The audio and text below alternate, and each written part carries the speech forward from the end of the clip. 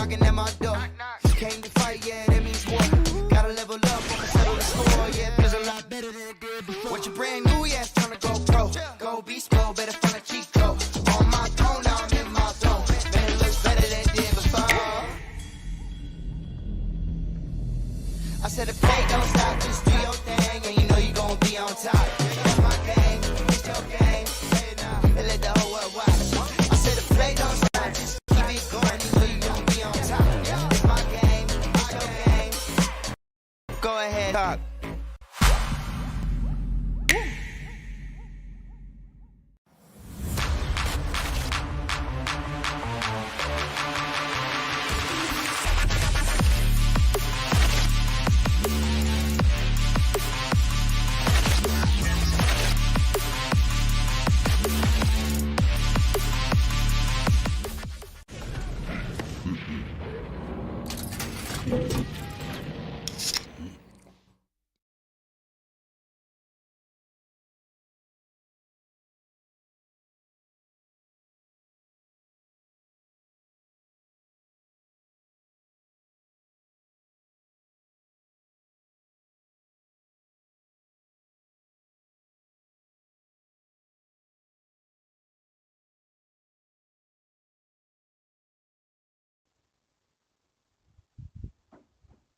Welcome back, ladies and gentlemen, once again to AMD presents Sky Esports GrandSlam, gaming partner Logitech G and broadcasting partner Loco. Well, before anything, let me just have a quick introduction of ourselves. This is going to be me, Darshita, and I do have my amazing co-caster Sam. How are you doing, my friend?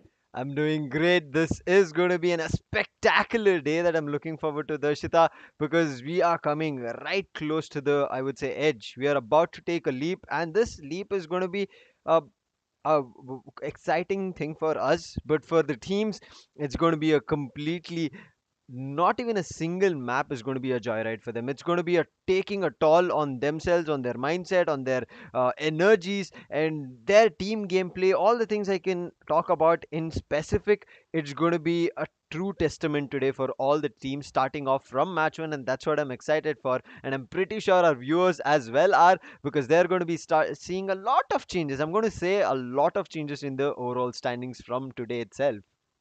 I am looking forward to that. Just imagining what is going to happen today makes me go like, man, oh man, this day is just going to change everything. Yes. I mean, we have seen teams performing. We have seen teams who are not able to perform on the first days making a comeback. We have Hmm. seen teams facing a downfall. But today, I am not going to tell anything. I am just going to wait and watch. But what are these teams fighting for? For pride, for glory, for the title of AMG Presents Sky Esports Grand Slam, and moreover, a huge prize pool of 15 lakh rupees. The champions who got the title, who got the trophy, also gets 8 lakh rupees for themselves.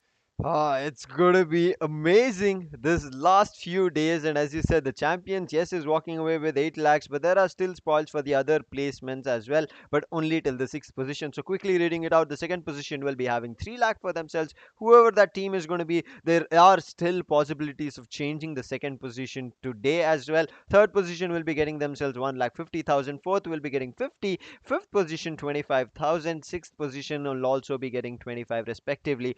But there are two very unique prizes. I mean, one even more unique that we have not seen around previous tournaments with Sky.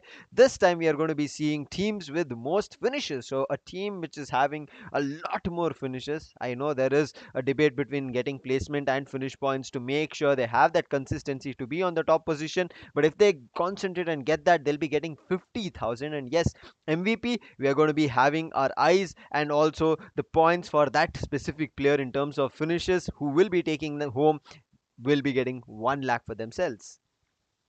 One finish, 1 point you get. But Hmm. moreover, for that delicious chicken dinner, you get 15 placements points, 12 for the second and 10 for the third. But then the double digits quickly turn into single digits as we have 8 points for the fourth position, 6 points for the fifth. But then you have to be really careful when you are on the sixth position. You get four placement points. Seventh position, you get two. 8 to 12, you get one single point. But then if you are down on the 13th to 16th, I'm saying 16th because we have 16 teams playing, it's going to be 0 points, and 0 points is not something that you are really keen to have at this point of time. Exactly. On day six, none of the teams should look forward to getting zero on a particular map. They have to look forward to either maybe get some points in terms of finishes and move ahead, or at least if they're not unable to capitalize on finishes, they're not able to pick up fights, play slowly, play for the placement points. Look forward to that. If you don't do it today, if you get eliminated with 0 points, these 16 teams, the grand finalists, will be having a tough time. Yes, there are going to be changes where a couple of teams might start climbing up, but the teams who are unable to grab the points, they might eventually feel a little bit left out of the tournament. But before we see the overall standings, let's quickly talk about the teams. The 16 teams right in front of us are starting off the side of Celsius Esports, Team Mayavi, Team Entity, Team EXO, 8-Bit, Team Orangutan, Team Soul, GodL Esports, Nugget, Skylightz Gaming, Enigma Gaming, Team Forever, Chemin Esports, 7C Esports, Velocity Gaming, and the last but not the least, it's going to be TSM, who are also one of the sneaky climbers that we are seeing, who are going to be also very close cut competition for the top teams, Darshita. Close cut competition is what the overall rankings will be showcasing us really very soon. Well, I am looking forward to the overall rankings as this 1 day break we had was something that I really didn't wanted. If you ask Hmm. me, Sam, I was, why do you have to give me a break when it's just the last 2 days left? We are just one step away from the end game here, and it Yes. is really going to be interesting. But as we were all waiting for the overall rankings after match 30, well, let me remind you, match 30 means 12 remaining matches to be played. But Team EXO still leading the chart with a total of 323 for themselves, whereas Team Soul with a 20 points difference and a total of 303. 12 more matches. There's the 12 more matches, and can you believe the overall standings? I mean, it looks a little bit close, but still looks far apart. And I think that's the most interesting part of this entire tournament, that you might think the points are easier to grasp, but when the teams get down on a particular map, Erangel, Miramar, Sanok, whichever you take, yes, Sanok is going to be played once, Miramar twice on a particular day, and Erangel three times, but the points will be speaking in terms of how these teams capitalize on that particular map. Celsius coming in on the third position, they have the 30-point difference to come and take down Seoul. This is the team which was in the first spot, close to the first, second, and even third, I would say, because they were looking like a very tough team. But from the fourth day, we have not seen them raking up a lot of points. But in terms of being consistent, they have taken a couple of points every particular match. Fourth position coming in, it's going to be Skylightz Gaming. They tasted the first spot once, but then they have been again dethroned. So I think they'll be looking forward to not only taste that, enjoy that meal completely and sit in the first spot. We saw TSM making a brilliant climb on day 5, getting two chicken dinners, and that has made hopes high for all the TSM fans. 8-Bit, very sneaky players. This team is. They've not gotten a single chicken dinner in this overall standings, but still are one of those teams who are in the first page, and that does tell us that there's going to be a lot more coming in terms of action. And then we saw the next two teams. It's going to be Godlike as well as Enigma. Enigma were also in the second part of the overall standings, but after day four's performance and especially day five's amazing performance, leading the team was Saggy. Because of that, they are at the eighth position. They are at the eighth position. On the ninth, we have Team Entity with a total of 207. Not just Team Entity, we have five teams consecutively who got one chicken dinners for themselves. But then again, you see the red mark. It's just one team out of those five. I guess that's going to be Team Entity with a green mark. And then we have Orangutan and Team Forever. Yes, I completely agree. The performance they have been showcasing is really good.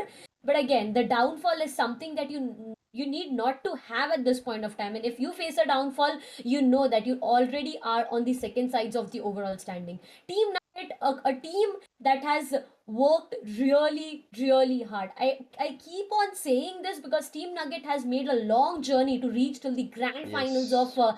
AMG presents Sky Esports Grand Slam, starting from the qualifiers to the quarterfinales, semi-finales, and right now at grand finales. And I guess after all this hard work, you get something. After you do hard work, you get to learn something. But if you get Mhm. rewarded for your hard work, that is just a different level of satisfaction you do have, right? Exactly. I mean, for all the work, for all the efforts that you've put into, for all the sweat and blood that these teams have put across, because we know it's not easy to play 6 to 7 hours continuously without even having a break between maps. I mean, 2 minutes of break is just a breather, nothing in terms of re-strategizing or anything. But every time the 2 minute breather has come in, these five fraggers that we are seeing have given their best shot in every map. They've made the 2 minute break or anything that they get right in between matches to again perform on the upcoming matches, and you can see them on the top. Aquanox has not made a lot of difference. We have seen him coming in the first spot with 39, 42, and right now he's at 51. Nobody has been able to take him down, but Jonathan coming in from the side of Godlike, he has climbed up way up close, about to dethrone Aquanox very soon. And if today's day plays out really brilliantly for Godlike and their aggression goes ahead, Jonathan might be table topping in overall standings along with his team.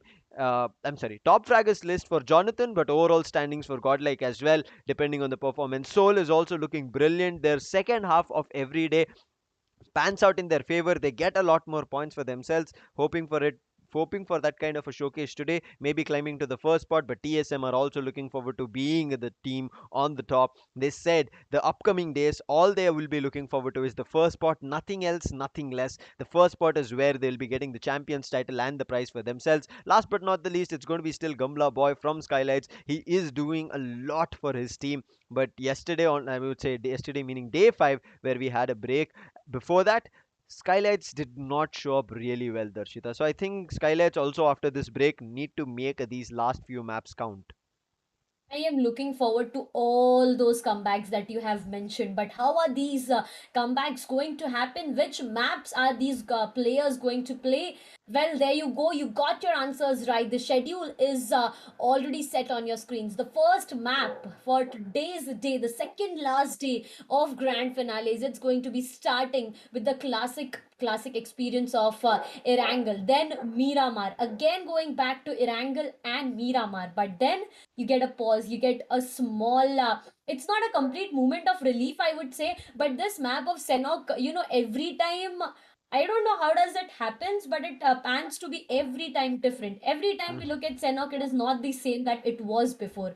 So yes, it's kind of a moment of relief for some team, but again, being the map being really small as compared to others, it can really cause a problem. But at the same time, you can accumulate a really good number of finish points, or even if you go in for an heal battle, I guess position is something that you can play around with. So yes, the upcoming map is going to be the map of Senok, and last but not the least, to end the second last day of grand finales, we are going to go back to the classic experience of Erangel. What do you have to say about this, Sam?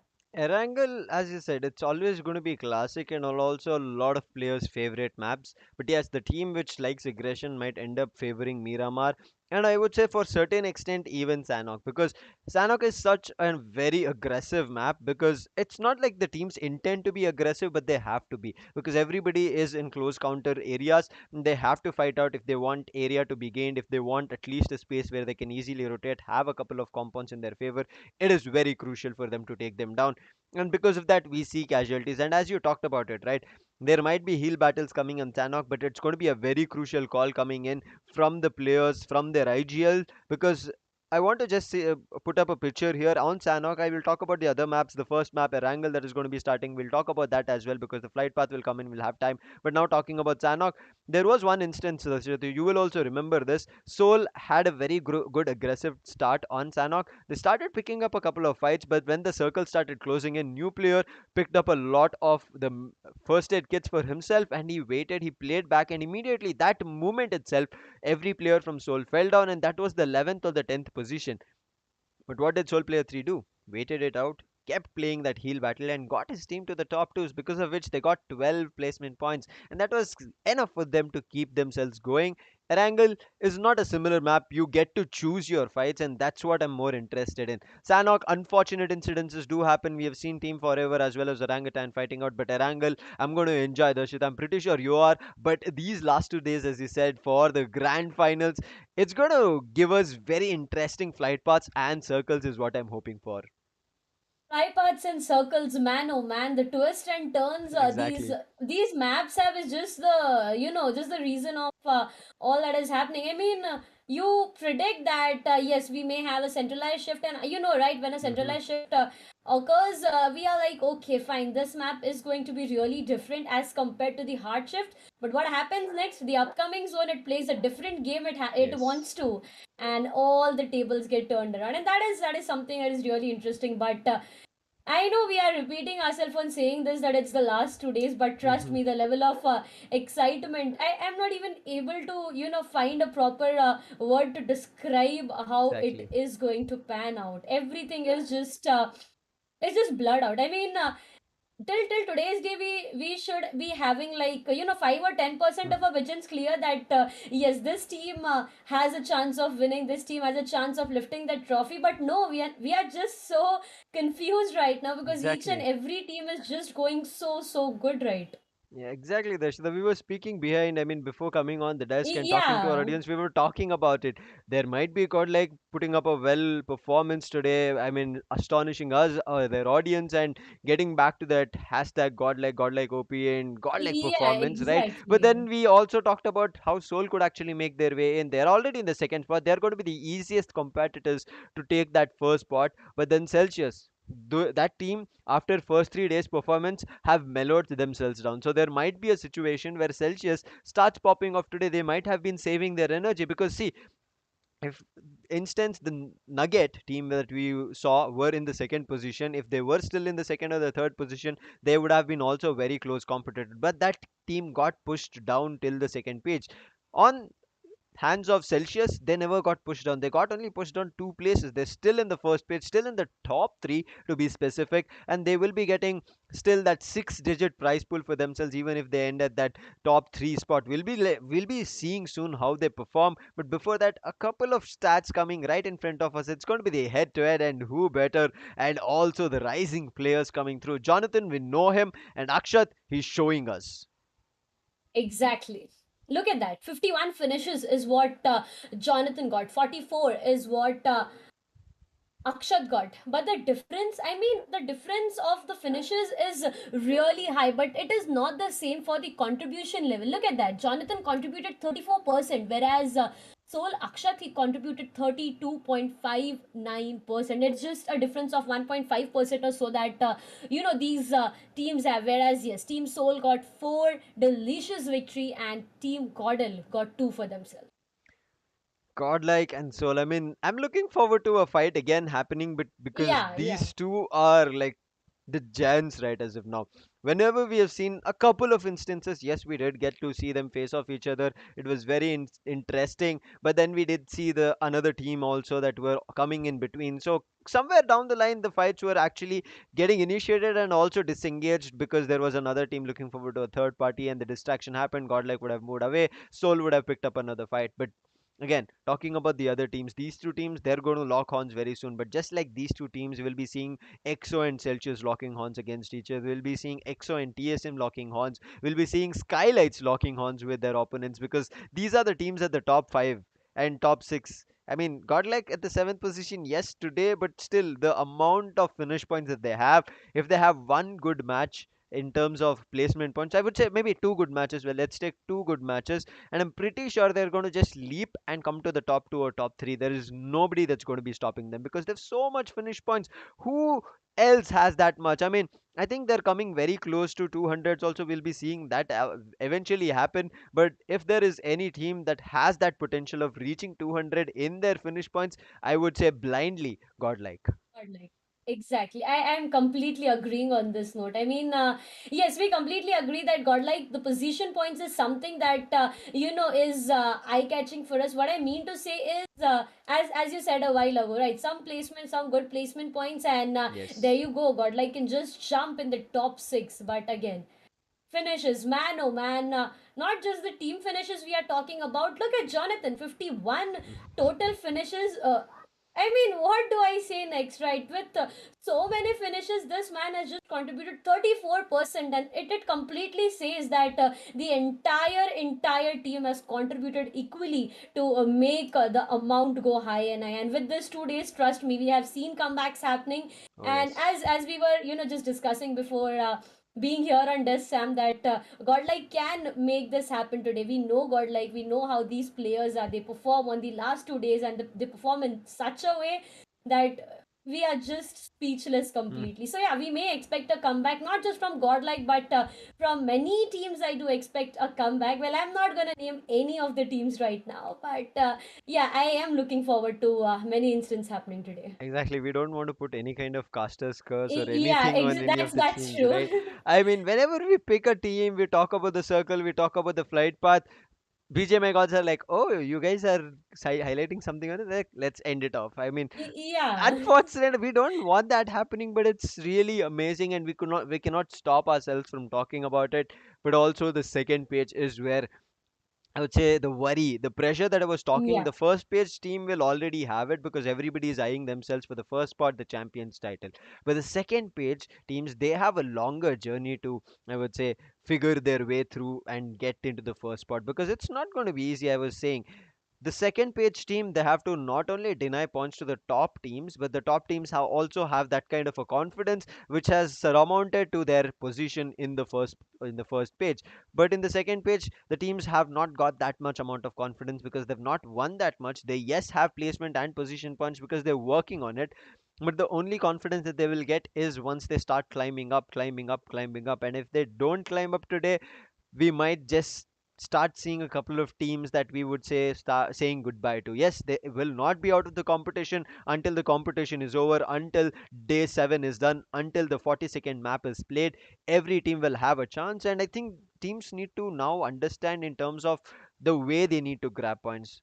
Before we used to see, right, Erangel, Miramar playing out, they used to rotate, they used to find teams and they used to fight with them and get those finishers, get those placement. If they have casualties, then they think about it again. But now they have to deny points for the teams. They have to pick a specific team. They have to eliminate them, take their points away, and that's the only way. Because EXO, you remember, they and EXO as well as Soul had only, I guess, 4 or 5 points, Darshita, in terms of difference, where in a particular match they could have catched up. But what did EXO do? They understood what was happening. If they let go of their lead, they might have also pushed themselves to the second position, and Seoul got eliminated on the last map of Wrangle, and EXO just performed till the last. They were in the top 3, got the points, and created the difference again. They are in a 20-point lead, but if EXO get eliminated first, Seoul have a chance because it's just one map lead, and every team is just in difference of that. Some teams are just in a difference of a single point or maybe even 2 points. So I think the gap that is there, they should just look forward to their adjacent team, not the top team, and that's how they'll be easily sneaking in and climbing up.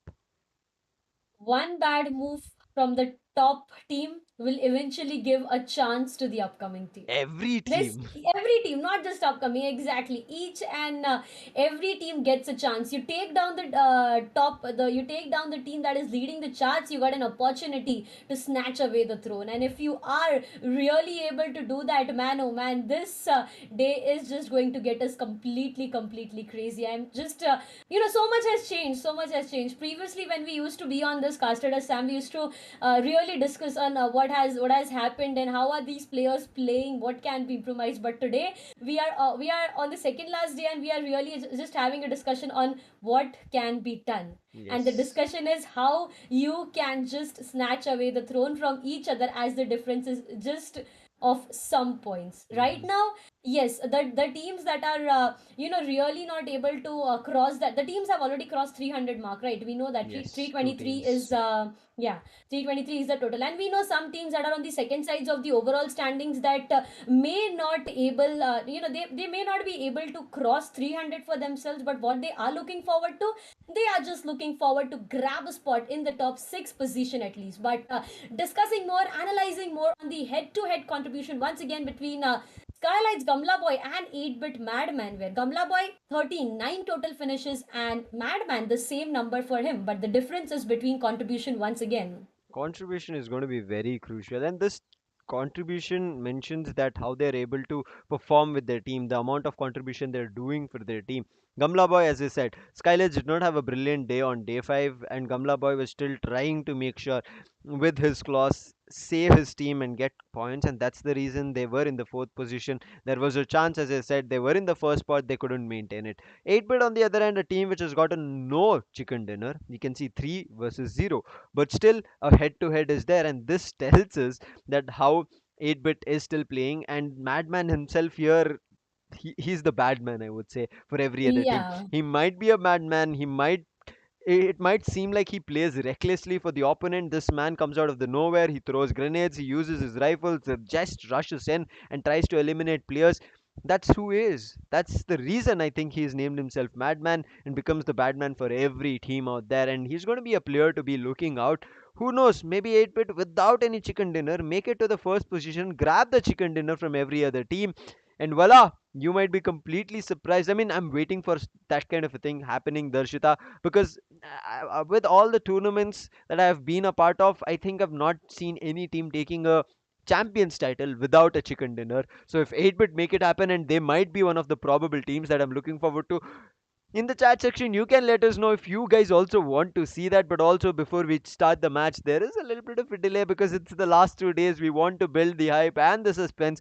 Don't forget to hit that like, share it with your friends, share it with all your BGMI lovers, share it with your squads. Let them know this is happening. This is going to be the last 2 days, and I'm pretty sure a lot of you will also be looking forward to such a big prize pool. How can we be a part of it? How can we play? We have a team, we keep playing, but we never knew there was a tournament happening.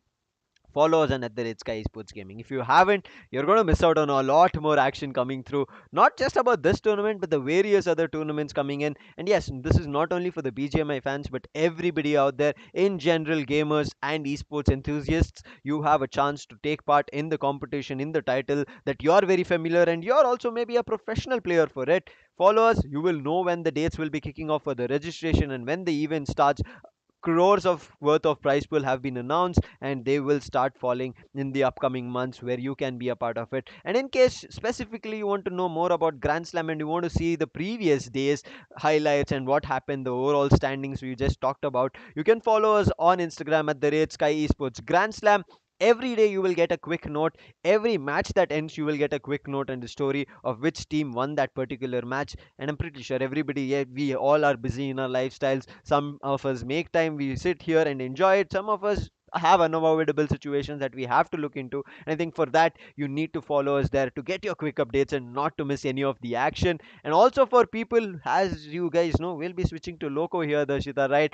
In the second phase, that will be the second part where we'll be seeing 3 different maps. We will be seeing Miramar and Erangel back to back here. But when we head over to the fourth match, that is going to be on Loco. So head over there right now, hit that follow, so that as soon as you switch over to Loco, you do not have any, I would say, you should have a seamless transition, just like we seamlessly transis over there. And I think you should be looking forward to catching us over there, because the last 3 matches is where every action, every team is going to be cooking up their own battle. And there is a lot of unique rewards as well that you will be getting once you switch over to Loco. Loco is doing a lot of drops, Darshita, and I'm also looking forward to catching that very soon. Downloaded Loco.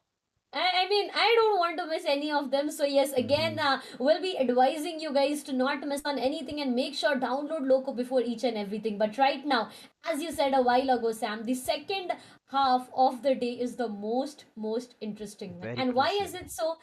I'm not comparing the maps here, but Mhm. all I am telling is after playing Erangel, Miramar, Erangel, you get to the biggest map, that's Miramar, in the second half. Then you get to the smallest map, that is Senok, and then you get to the classic map, that is Erangel. Talking about this makes me feels like, man, oh man, the strategies, the amount of strategies, the amount of efforts, the amount of energy that these players need to put to have a smooth transition, as you said, between all these 3 maps is Mhm. just going to be amazing. But now the upcoming map, Erangel, once again on our screens. And right now I do have a prediction to make. I know you haven't Oh, asked go me, for but it. I just can't just wait to see what happens. I'm just predicting a fly path over to both of the bridges of military Hmm. base, a straight Smart fly move. path from, yay, a straight fly path from somewhere like Milta Power to directly their Primox, man, oh man, and the play zone to Sivani. That's everything I need right now. So you're basically telling everybody to have a difficult time, or you're Yeah, yeah. letting teams have. Okay, flight path can help you anything as you want, but the circle is going to be taking it all. And for me, if you ask in terms of predictions, I do not want to make any. I mean, the last 2 days I've had a tough battle within myself, and I've had a lot of casualties. I would say in terms of unable to predict the right ones, and every time I get denied from the BGMI god. So just like our audience, I'm going to sit here along with you and witness this wonderful matches coming through as we're going to be very soon. We have a confirmation, guys. There's not going to be any more wait. As I said, this is just to make sure we build the suspense in the last 2 days. You know the action is going to be super hyped, and every team is going to be giving it their all. And without any further delay, first let's head over to the players itself, their cameras, as they're gearing themselves up for this first map of Erangel after the break. Very crucial, Darshita. This will, again, we have talked about it. Day one of the Grand Slam of AMD Sky Esports Grand Slam is going to be the one which will build momentum. But day six, today after a break, is also going to be that day where if you play brilliantly on Erangel, it's going to build your momentum and keep you pushing to the rest of the day. Keep you pushing to the rest of the day, but this time, there you go. The fly path that I predicted is again being denied by the BGMI gods, and we are going to see a fly path just from the areas down their quarry to directly the upper areas of Yasnaya and Kamishki. Well, this fly path is again Sam giving an opportunity to the players to drop to their primary drop location firstly. Secondly, find them a good vehicle. As you know, right, when you drop to a primary drop location, you know everything Hmm. of the compound. You are really familiar of that area. So secondly, it will give you an advantage of the vehicles to that will eventually help you in a rotation. And thirdly, I do feel like that it can be a center circle, a centralized play zone. But again, you can't predict, right, a centralized or a military base. I am really confused between both of them. I mean, let's not even get into the discussion in terms of predicting it, but let's speculate how it will be panning out, Yeah. because making a prediction, then teams are the circle itself denies us. But as you said, your Promox is going to be where we'll be going to seeing be 8-bit.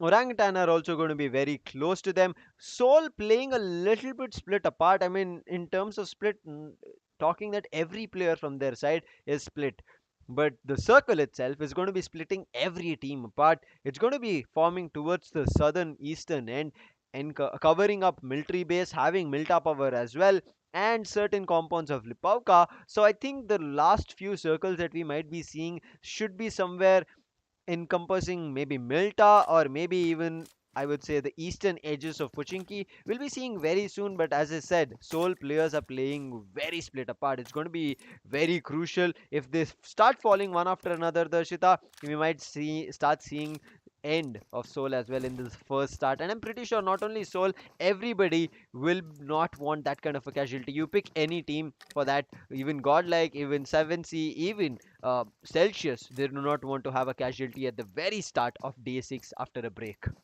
Oh, yes, definitely. No one wants to lose any of their players at this point of time. Talking specifically about Team Soul right now, Sam, yes, we have always seen them having this split. All the four players, they do not play together. They decide to go in for a split, and as soon as the zone starts crumbling inside, you will see after first or the second play zone, the players sticking together. And this is a great strategy at one end, but at the other, already, right, a disadvantage can make things go wrong. But Exactly. after all this, on the sides of Yasnaya, that's going to be the home for the sides of Team Godlike right now. Four surviving players: Jonathan, Neo, Gil, and Clutch God, looking good, having their hands on everything that they need. I mean, the areas are really familiar to them. You talk about vehicles, you talk about all the M416s AKM that they need, the bullets that they need, everything they are having their hands on. Level 2 helmet, backpack, armor, and that's going to be good one for them. On the other side, you talk about Skylightz Gaming. Once again, there you go. I mean, everything is so at peace right now. There is No fights happening, there is no clashes happening at all. I'm surprised because of that, Yeah, Darshita. I that's mean, I thought maybe after a break, every team will be filled with aggression, filled with the commotion of just fighting with each other and making sure they get the finish points. But it looks like they want to play slow, they want to be smart about it. Yes, they also know that finish points matter a lot, but what matters is also staying till the last circles of the map. If you're not able to be there, then you might as well not fight at all because you will not get any points. I think that's the reason teams after the break they've been very strategic right as of now, and nobody is looking forward to picking up very early fights. Everybody is concentrating on their loot. As you can see, still now a couple of them don't have great loot. First aid kit is not even found from Exopunk. He might have the level 2 helmet and a vest and also a backpack, a couple more utilities and resources for him to carry, but before that he needs a couple more medkits. Snacks on the other hand does have medkits for, I mean, first aid kits for himself and bandages along with him boosters as well. He has to start boosting himself, but because he's not lost even a single, I would say, chunk or even a little of that HP, he's not going to boost himself. He does not want to waste because, yeah, you know, right? If you have not lost anything, why boost yourself? And again, just make sure that the booster gets wasted. Fierce, on the other end, talking about him, has only one first aid kit, and now we are going to be switching to TSM, who are going to be the close competitors that we are talking to get to the first spot. And Ninja Jod himself is what we are seeing, and this man did say the only, I would say, target for them is going to be the first place and nothing else, and they're going to give it their all. give it their all, do or die. So many thoughts that we have right now, but again, I'm really surprised. I mean, just show me an initial fight happening. That is something that we as a caster, the audience, everyone waits for, right? We are just like, okay, there's a drop clash happening, let's just go and check it out. And moreover, I'm surprised for a fact that we know the areas of military base, if I'm not wrong, is a drop clash between Chemin and Velocity, but that is even not happening. On the other side, you talk about OG, they are looking good with everything that they have. One player, he has an inner wall cover to walk around with. Rest three, they found a vehicle for rotation. It's a complete open area, but the split is something that may cause a problem. Again, if one player is isolated, it can cause a problem. But there you go, velocity is already on our screen. That's going to be for surviving players again, but no drop clash happening. I mean, I'm pretty excited to see where the sides of team Kemin is right now. Everybody is going to be excited not just to see Kemen, also to see Velocity and how these two teams are going to be fighting against each other. Because, as you were talking, right, military base is a highly contested compound. Both of these teams love the compound, both of these teams do get down to pick up the loot, but every time that we have seen, it's still a 50-50 chance. I've not seen either Velocity dominating and having the control for themselves, nor the side of Kemin. Talking about Enigma, they are close to school. They're also playing split early on. I think Erangel should be okay for everybody because everybody is playing split. Nobody is picking up any fights. But Enigma are also a team where at the 8th position, brink of getting pushed into the ninth, and they should concentrate on getting a lot more points so that they not only are at 8th but are able to start jumping up, get to the 7th, get to the 6th, and start taking players down. And now we are switching and seeing the side of Team Mayavi rotating Darshita, and this is a team who has done, I would say, the start of every match brilliantly, have got a couple of finishes, but as a lot of fights, the chaos starts getting instigated, right? We don't see Team Mayavi anymore, so I think they should concentrate on their later stages of every map. They start the day on a really good note, but I don't know what happens at the end of the day. What I Exactly. mean to say, as you said, right, as you said, and I've been saying this a couple of times, these players individually, even if you talk about these players, they have a potential to do really amazing things. I mean, you talk about Manya, Daku, Edmino, the way these teams play, they are really looking good on an individual basis as well. But with this, we even have an upcoming zone shift. That's going to be the areas of Pochinki there. Up there, Pochinki is going to be the center of attraction once again for the team. But look at Kemin Esports right now. They are just so far away and they are in the blues. Yes, they have started rotating, but it can again make them lose a chunk of their HP. And out of all this happening, I guess we have one fight already started between the sides of Team OG. As I was just saying, that this split can cause them a problem. I mean, it's not the split causing them a problem, but yes, with the upcoming zone shift, players that have scrambled to stick together, they have got themselves into a fight, and that's going to be one player of OG that is down to the ground.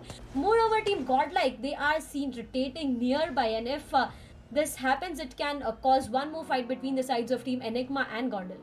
Godlike and Enigma is a fight that we might be looking forward into, and as we can see, a couple of bullets are being rained from Enigma. Godlike, they're thinking twice, especially I think they're waiting for Clutch God's call whether they want to pick the fight or whether they want to move out, and it looks like they want to move out. They do not want to get into any kinds of fight, because as they're realizing, as they're coming close to Pochinki, it's not going to be just one team. There are going to be multiple forces looking forward to taking them down, and they do not want to be caught out in the open, and that's the reason immediately get into it. If on the other end, OG as well as 8-bit, they started off the fight. A couple of bullets have been connected from Pechan Khan on Tsunami, so he's going to be taking a little bit of a damage, but still he's going to be easily patching himself up, and again looking through maybe the same window. But if he does, I think Pechan Khan is looking forward to punishing him. But in the meantime, Sports Madman out in the open does the damage, and he's looking forward to the knock, and he does not get it. Brilliant shots being connected, but maybe if a spray was done, it could have done better.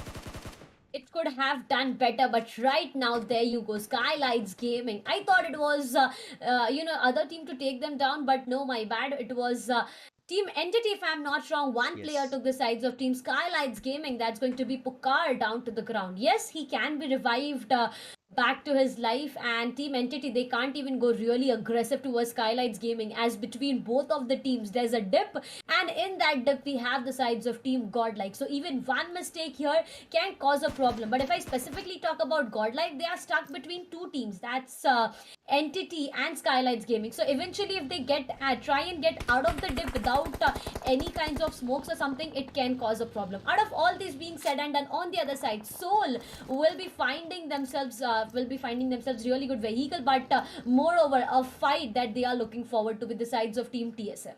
Fights are going to be getting initiated. This is the second circle. Very soon we are going to be seeing the third circle also forming in, and that's when even more interesting fights are going to be coming through. But both TSM and Seoul are out in the open. Yes, there are a lot of hilly areas that they are trying to play and take control of, but both of them might actually be coming down to a third party casualty, so they have to play smart about it. Omega comes a little bit out in the open immediately. TSM looking forward to connecting the shots. None of them do connect, but on Goblin they've done the damage. But you can see in the live feed the amount of points that is there: 323 and 303. Both these teams are looking forward to running away. EXO, we saw, were just concentrating on loot. Soul, not right as enough, I mean, concentrating on rotation or specifically loot, but they're looking forward to a lot more finish points, because they know the 20-point difference that is there is only going to be covered with points, and that is both placement as well as finish points. You cannot rely either on placement points, because the maximum you'll be getting is 15.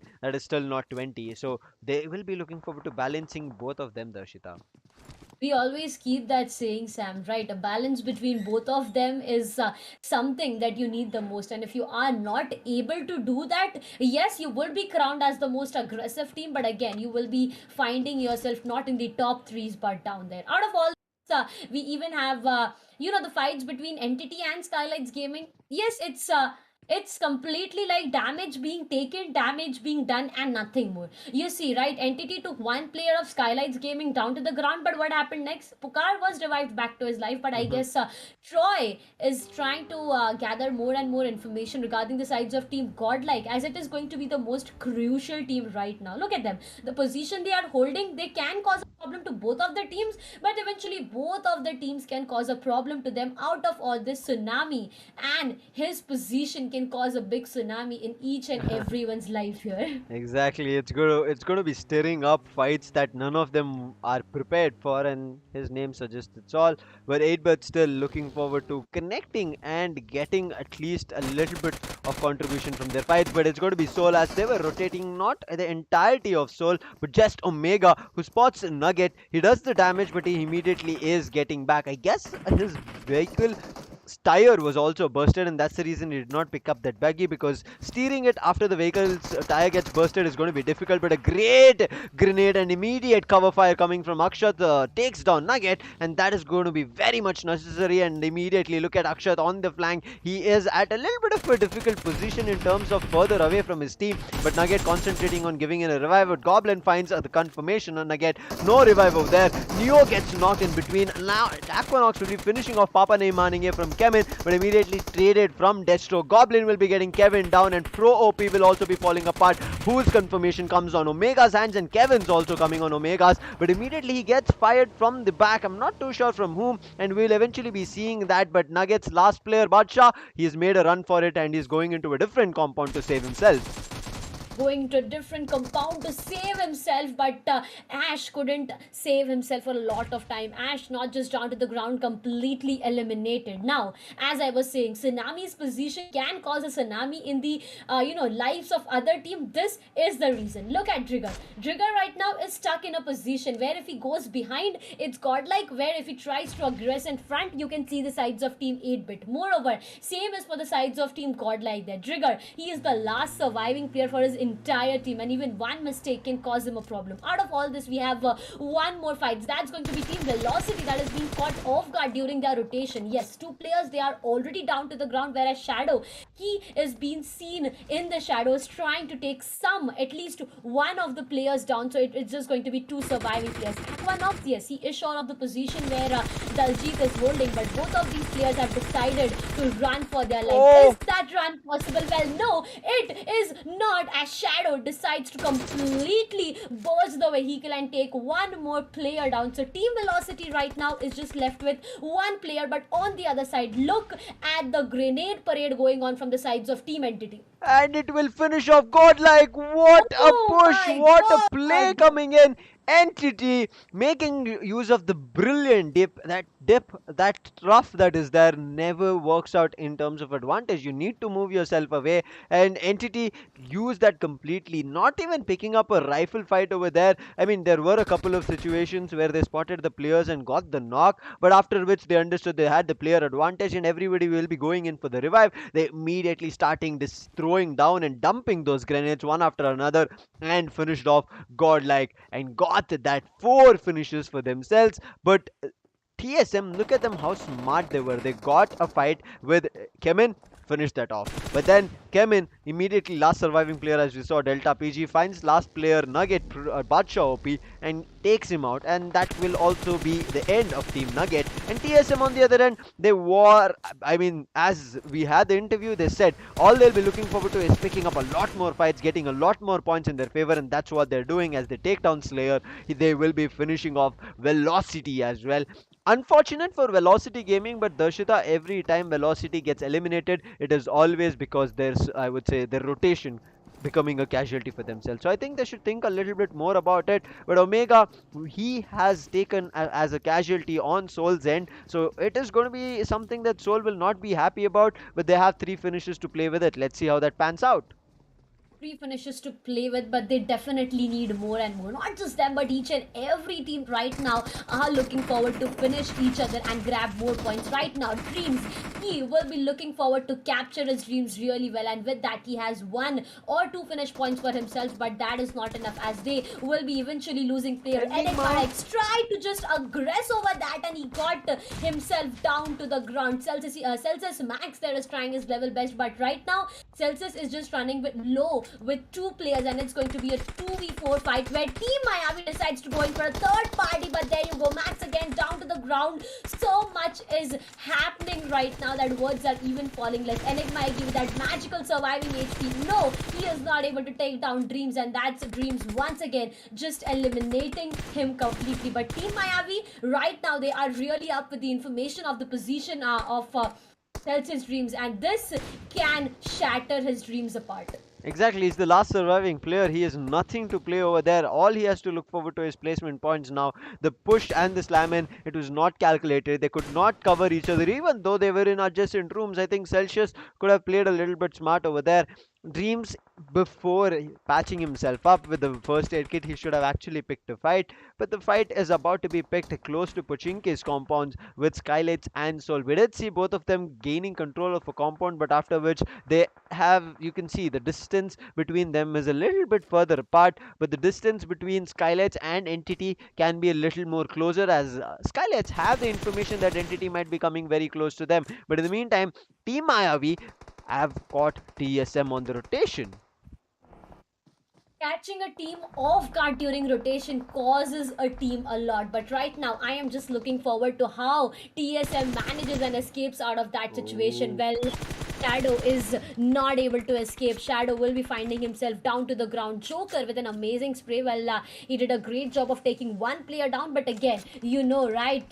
Team TSM is a team that already has said they are looking forward to finishes, and if that happens, it can cause a lot. But Blaze OP will be just he was just in a vehicle and the vehicle got exploded, and that's how Blaze OP will be down to the ground. Shadow is confirmed, and right now it's two surviving players. That's Aquanox and Ninja Jot finding themselves in the blues, and in the blues is not a great position. Joker will be confirming one on Blaze, and right now a 2v4 fight is what Team Mayavi is looking forward to. Joker again with his position can make wonders happen, but he needs to run to the blues to make that happen. On the other side, Dreams is being caught by Soul. Akshat as well. He is working around an inner wall cover, but Sam again, inner wall cover can give you an advantage and disadvantage at the same time. But Team Exo has been caught by Soul Akshat. Akshat is trying to engage in multiple fights. Well, oh my god, it's Entity and Team Soul targeting one single team. That's between both of them, and that's going to be Exo. And I really doubt Team Exo will able to get out of the situation and survive.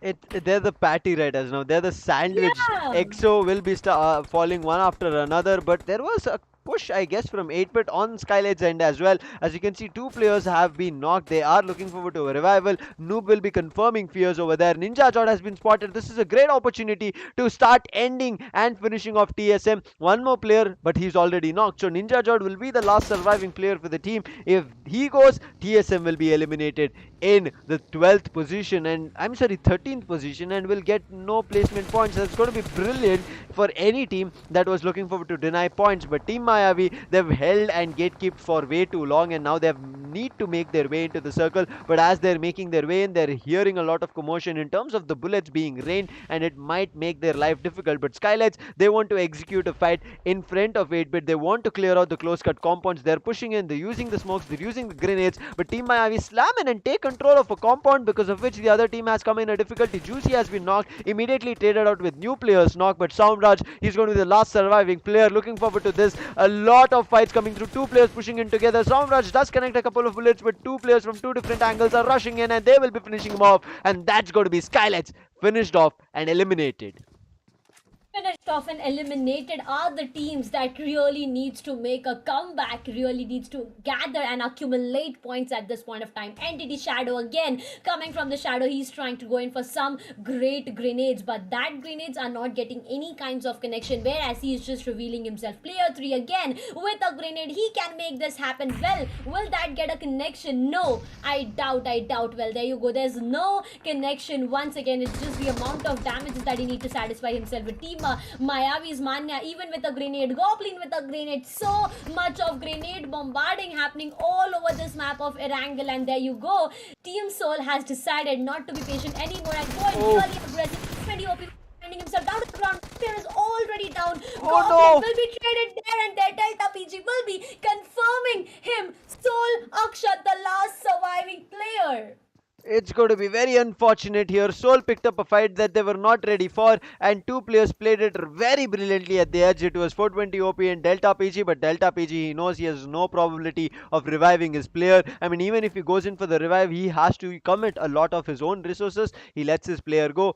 Juicy will be crumbling to the zone. Unfortunate for him. Not Ninja Jot, the last surviving player, is still trying to make it work. He rains one grenade on Entity's player and gets a knock. Soul Akshat will also be knocked to the end, finished off to the zone. I'm not too sure what happened, but an unfortunate move coming through, and they will be just getting one placement point. But Exo somehow still surviving in between how they were sandwiched, and they are still looking forward to surviving and fighting out. 8-bit Madman gets eliminated, and that should also be the end of 8-bit. And one after another, a lot of the teams are falling. Ninja Jot gets one confirmation for himself, and look at Ninja Jot playing. Out of the 7 finishes that his team has, 4 is his own, and that's why we call him Ninja and also a Jot.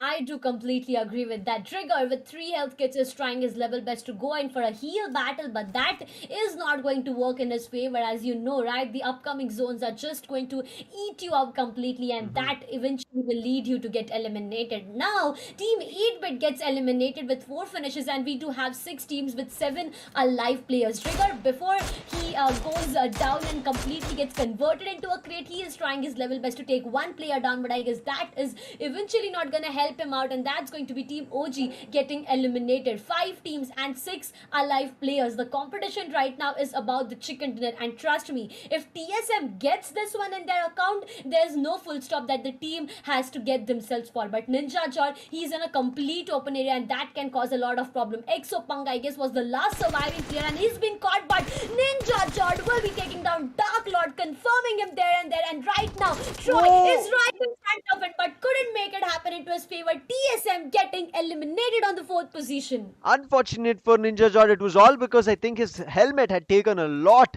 in terms of damage, and his helmet went out, and immediately he got finished off. But Ninja Jot was doing a brilliant job single Yeah. handedly, one after another, eliminated Entity with his own rifles, with his own hands, with his own tactics. And what a brilliant play coming in from this man. But now it's going to be even more interesting, this Darshita, because the top 3 teams surviving here, Chemin, Entity, and Celsius, all of them have just one player surviving. Dreams right at the brink of his, I would say, end, makes his way into the circle, but I think he does not have any medkits. Maybe he has a booster, so let's hope that he can heal himself up. But Kevin's Delta PG, he was looking forward to jump up and pushing up. Troy did spot him, but he does not want to give away his position because he has no clue about where the last surviving player is in the top 3.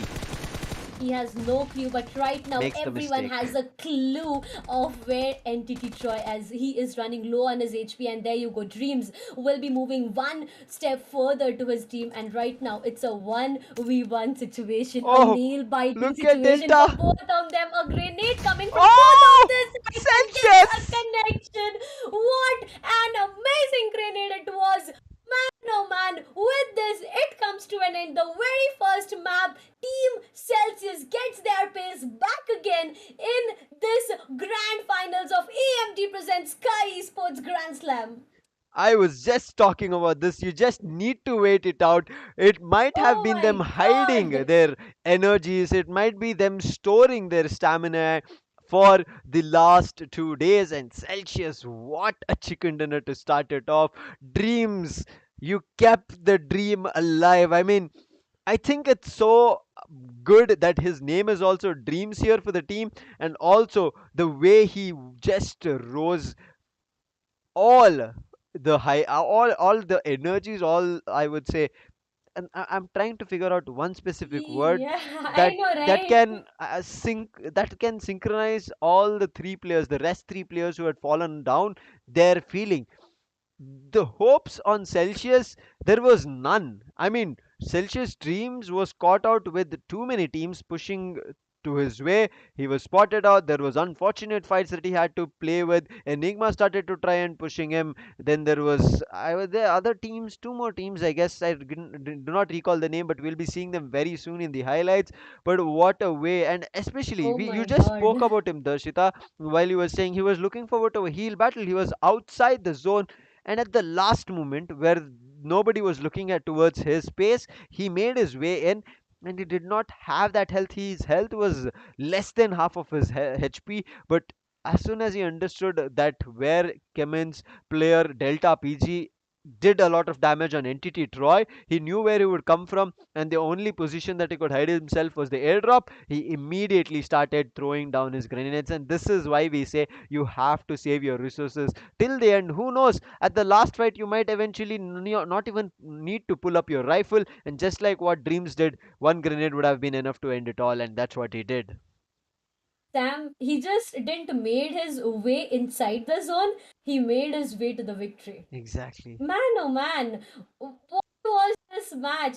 I'm still not able to digest. I'm just eagerly waiting for the highlights to come on a screen. I just Hmm. want to feel all these moments twice. I mean, what did happen? We were talking about from the beginning. If I say, we were talking about godlike making a comeback, but what happened? A mistake of holding that dip, and eventually that dip didn't really work into their favor, where they just got eliminated. And I guess, if I'm not wrong, team godlike was the first team to get eliminated, Hmm. and probably they are on the seventh position. And after there, you need to climb up. You don't need to go down or face a downfall. And they accumulated 0 points for themselves. And this is not something that all the fans were really up to, but Hmm. yes, the upcoming map, the Miramar, can change things. Talking more about what happened in Erangel right now, it all started when the fights between, I guess it was Team Nugget and Team Soul started. Team Nugget, I guess, not a really good start of the day for them. I mean, look at that. They just fell off completely. So was the sides of Team OG. I mean, yes, one last surviving player made it, but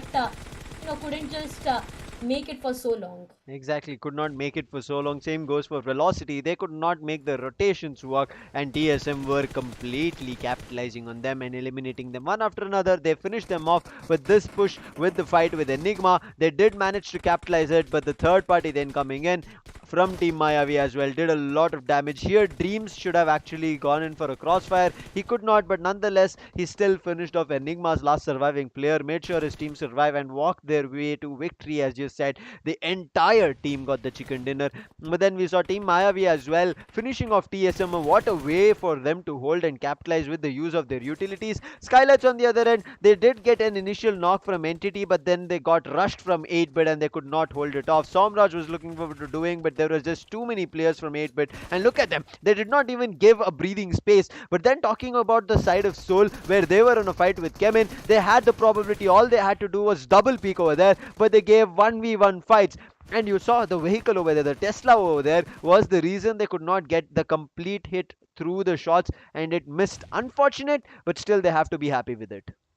They have to be really happy. As Ninja Jod, he made his way, right? He really made his way. He just did everything that he could. But this moment, the grenade was something that just went us all crazy. But look at Entity Shadow, a man who is really looking mad right now. Eight finishes with a total of 42.11% contribution to his entire team. What a play it was. Eight finishes. Oh my god.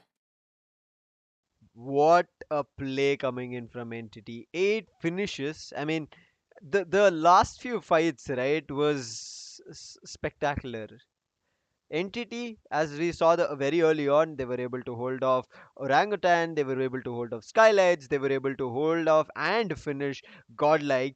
But then TSM Ninja Jod, the single and the last surviving player, I would say, immediately disassembled. I would say Entity, the puzzle which was there, the entire team's composition which was there, single-handedly Ninja Jod completely started taking one piece apart of their players, and he finished them off single player. I mean, Ninja Jod has that kind of a capability, and that's why. But Shadow, what a brilliant play coming in. As you said, 8 finishes, the contribution you can see coming close to 50%. 42% is where he is seeing. So this tells us that half, more than half in terms of percentage, he has done for his team in terms of uplifting them, getting those finishes, coming close to the placement points. Unfortunate, I think they should have first picked the fight with the TSM Ninja Jod and finished him off, and then look forward to moving into the circle. But I guess they were also being held off from various different teams who were inside the circle, trying to gatekeep them, and unfortunately they were unable to hold off the fights. But looking at the stars of the matches, we'd already talked about Shadow, but look at the damage he has done. We've always seen, whenever we have seen 6 or 7 damages, Darshita, the I mean sorry 6 and 7 finishes, we see damage being somewhere around 600, 700. Maximum I think we have seen 777. But then here 8 finishes for Shadow, and he has 872, close to 900 in terms of damage that he has done. A lot he has done, right? A Yes. lot. He has done. Entity Dark Lord, well, this man, made sure that his team got, he just held his team back. But overall ranking, something that we were waiting for since such a long time. Team Exo and Team Soul, again, nothing much has changed for them, but Team Celsius, after getting this victory for themselves, they are on the third position itself. And it completely means that, yes, you are walking one step further, but it's not completely done yet. You can do more and more. The only two Mhm. teams right now to have 5 victories for themselves out of 42 matches being played, that's going to be Exo and Celsius. Team Soul, they got fourth for themselves. TSM and Skylightz Gaming on the fifth and fourth and fifth position, they got three chicken dinners. But again, Skylightz Gaming, as you were saying, they started this grand finals on a really good note, but the red mark and the downfall is something that is making them go on the fifth position here on. It's going to be a little bit tough for them in terms of Yeah, journey, and you exactly. saw the fights were not working in their favor. It looked like any fight that they picked, they were not ready for it. First, it came from Entity, where they took down, I guess, Somraj or Pukar, one of them. It was just a knock. Because of the distance, they were easily able to revive that player, and he was surviving. But because of the amount of time they spent in a single compound, Skylights were also pushed from 8 pit. They couldn't hold it off, they got eliminated. But the second page says a little bit of a different story, because you can finally see Enigma, they've gotten pushed back. And I think that's a little bit surprising, a little bit of a shocker for them as well. Because, as I said, right, the eighth and the ninth position is going to be a very crucial spot for a lot of these teams. And that's why it has come to this, that Enigma have been pushed out from here. Entity have made their way in. And I think three teams, right, as of now, looking forward to getting to top six, are pushing each other up and down.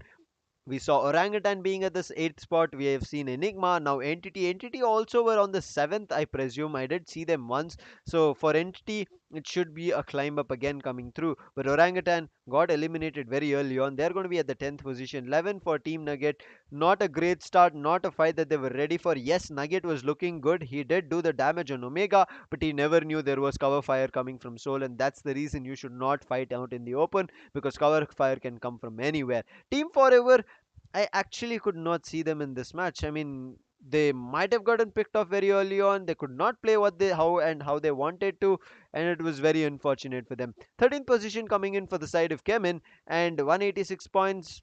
I mean, they did come to the last circle, but they did not do a lot. Delta PG, he thought he would could have gotten Entity over there, but Celsius Dream stole his finish also. Yes, it happened. But what's shocking for me more right now is the sides of Team 7C.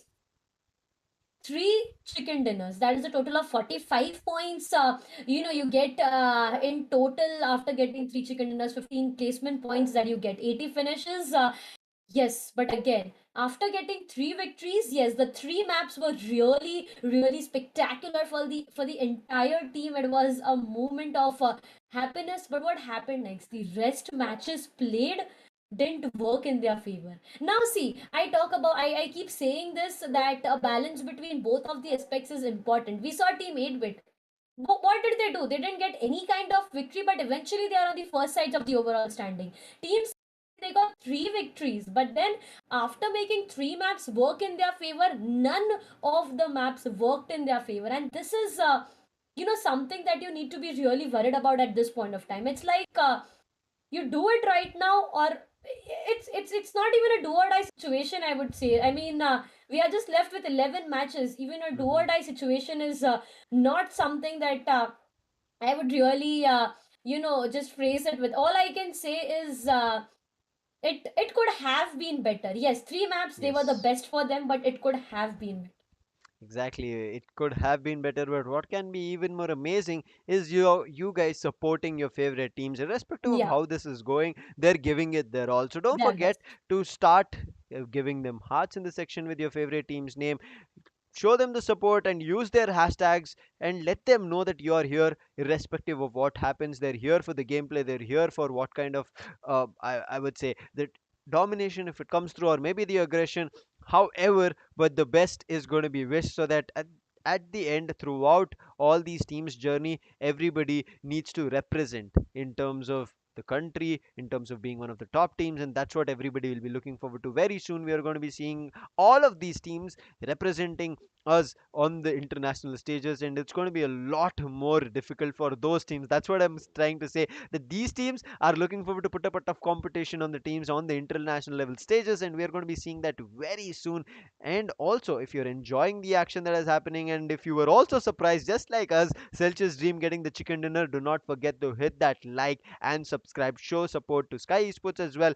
We are growing, and as we are growing, we are giving a lot more opportunities for you as players, you as individuals, you as esport enthusiasts. And as I said, follow us at the rate Sky Esports Gaming. A lot more tournaments have already been announced. Their registrations will start. Whether it's BGMI, it's already going on here, but this is not going to be the only tournament. I mean, this is just the start of the year, Darshita, and already we have such a big tournament with 15 lakh prize pool. And also, for any viewers that have no idea about the upcoming months and upcoming tournaments, crores worth of prize pool have already been announced, and you can be a part of it. You can take home away, and you can let your parents, family, and all your relations know that this is something as a career that can be made. Because a lot of, I would say, youngsters right as now, because everybody at a very crucial age, right, once they're about to finish off their colleges, they are looking forward to figuring out their career as well. So a lot of them dabble around here and there. If you ask me, I did the same thing, and finally I found my calling, and that's the same thing that'll be happening to you. But yes, as I said,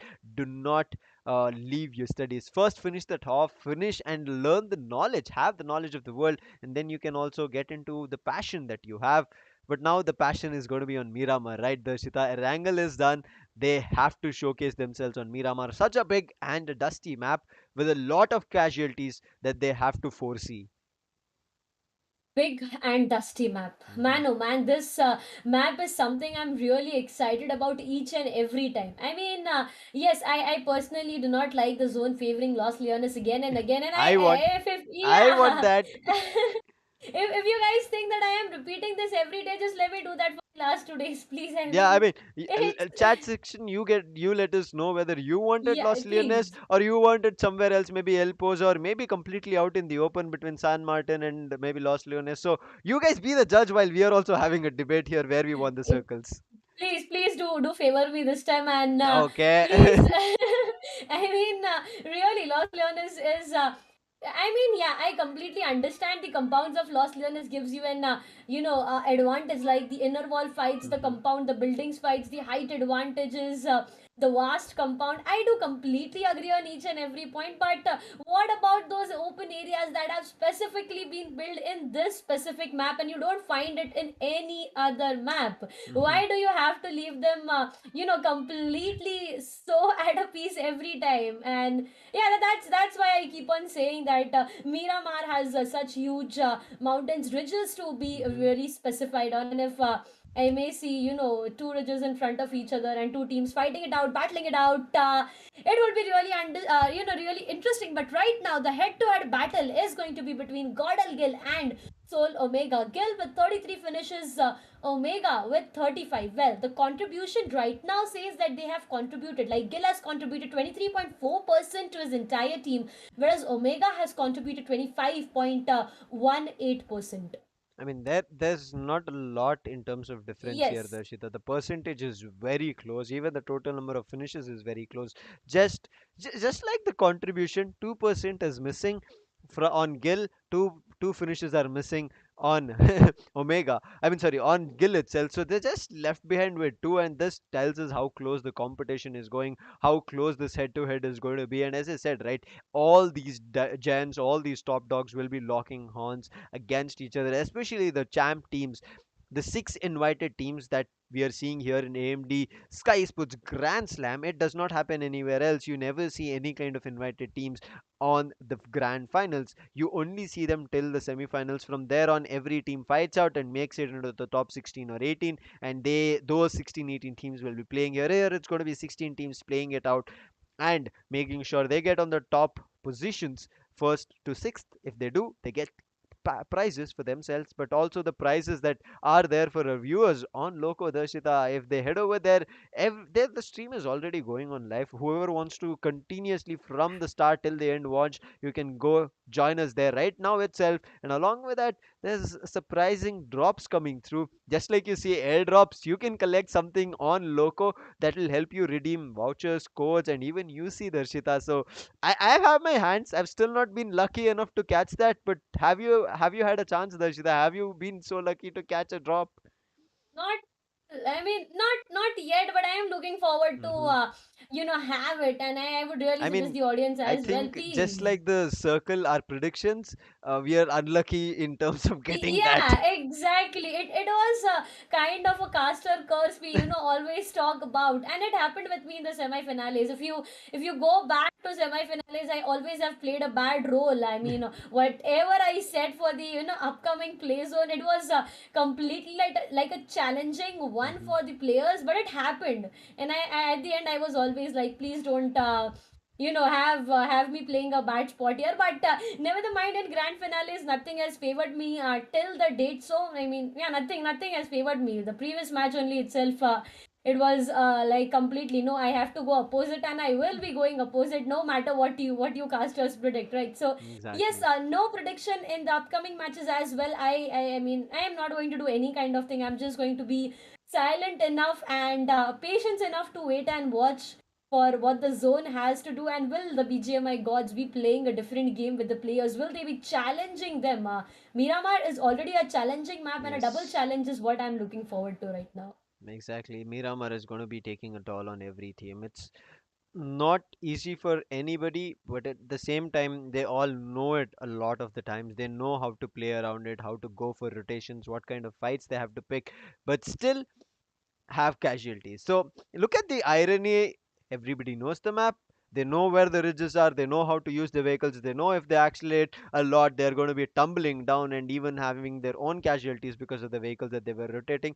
They know all these things, but it still happens, and that's the reason we keep talking about it, right? Mistakes will happen from everybody, but it counts in terms of who makes the less number of mistakes. That team will be having the probability of getting the chicken dinner. Now making a lot of mistakes still can also maybe put you in a position that you can get the chicken dinner, but you have to be a little bit smart and committed to it. But committed are these players, as we are going to be seeing them on the camera. They're gearing up for Miramar. They do not want to miss it out.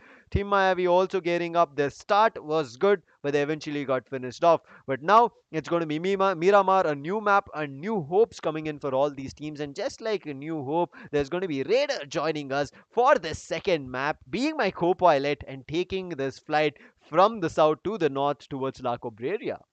Oh, an interesting one coming up right there, guys. Eventually, the fights are going to postulate really very soon. Let's see how the Chumasara is going to get contested. Montenovo, of course, is going to be a hot drop. And eventually, if I talk about areas like El Pozo, it's going to be contested. But then, first ever play zone can decide a lot of fights coming up at this point. This is day number 6. Match number 1 has already been passed out by the hands of Team Celsius.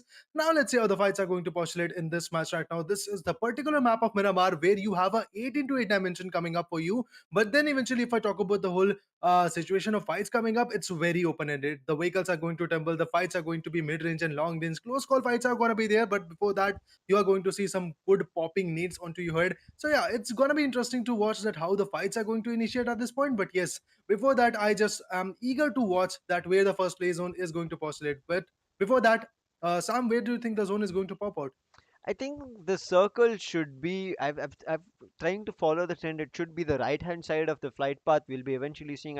Think it should be an eastern favored circle forming. But a lot of these teams are to the west as well. You can see they're like in a straight line.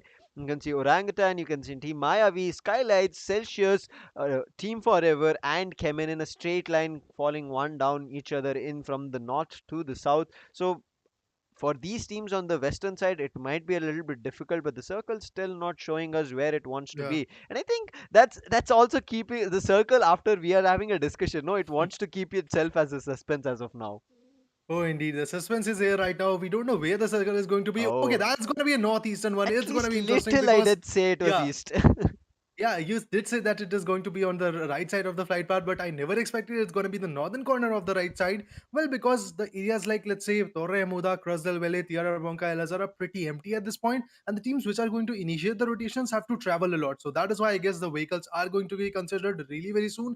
And yeah, we are already seeing teams like Team Entity and Team Nugget trying to rotate from the right hand corner, but before that, we have Team Nugget trying to play it really very safe. Well, we have seen Kevin doing wonders at this point, but now let's see what is going to happen. Kevin is just trying to lay low at this point. He has AKM and the other guy's gun is going to be UMP 45. Well, a quite good combination, but I guess both of the guns are pretty good for the close range fights. But when eventually it comes to a mid range and long range, I guess the single tap shots should be considered from the AKM, and UMP is not that worth it in, let's say, long range fights.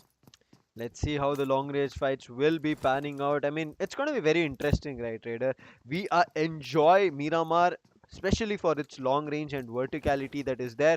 But it does not always work out. We have not seen every team finally in the last few fights come in close range quarters and then fight it out to get the chicken dinner. But I want to see the long range fights happening, teams take and get finishes and maybe even wipe out an entire team. But now, Mhm. as I said, there are going to be rewards for everybody who is witnessing this. There are going to be drops coming on Loco from Oh, 9 in the indeed. morning till 9 at the night. So, anytime in between, whenever you're watching us on Loco, install it if you have not, because the second part of this stream, that is from Miramar, Sanok, and Erangel. This is still the second match. There's still Erangel after Mhm. this. So after that, you're going to be seeing only exclusively on Loco, and you can catch these drops and you can redeem it as vouchers, as we were talking, and also as UC. So you don't want to miss it. I'm not. I'm already looking forward to that. Till date, I've not gotten it, but I'm pretty sure you guys will be more lucky than we are ever, and look forward to it. But like previous map, 8-bit are hoping they're a little bit better and a little more lucky so that they can survive a little bit further down the line.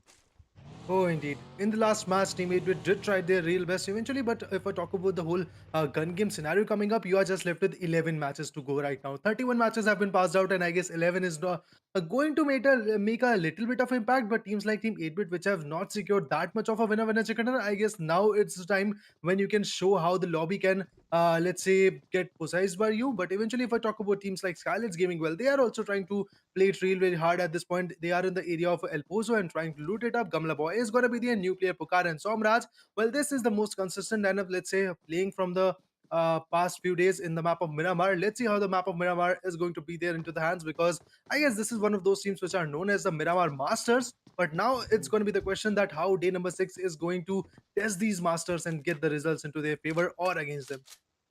It's gonna be not that easy to take down anybody. I mean, you Mhm. talk about Miramar Masters, you talk about any specific team, every team is gunning today. You can see even the fights on Erangel, it did not look like teams were like taking it lightly or the team did not have it in control. It was just the other team was better and plain and simple that they got that chicken dinner or points for themselves. Being better, being smart is what is going to be playing out, and also making sure your mindset is not going to be taking at all. We understand as players and also as casters sitting here Mhm. that the 6 matches that you have to play on every day, especially in these last 2 days, will drain a lot of energy.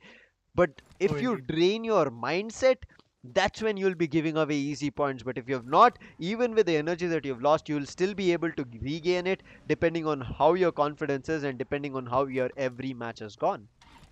Oh, indeed. That is going to be the case at this point. But eventually, a break of, let's say, 24 hours, or should I say one day at this point, is going to uplift a lot of motivation, is going to Yes. uplift a lot of strategies. But let's see how these strategies are going to get implemented, because all of the 16 teams got that break, and all of the 16 teams has their own separate hosts and lists and codes and all, I guess. So yeah, all of the teams are going to strategize some new formulas, strategize some new strategies, and eventually get some good gameplay. And if the aggression was not working, they are going to go for the backup fights. But before that, we have a question that was asked at Ask Esports, Ask Sky Sports. Well, the question is, when I watched international teams, especially Alpha 7, I noticed that they do not give so many calls and their communication is as calm as it can get. What do you think of this?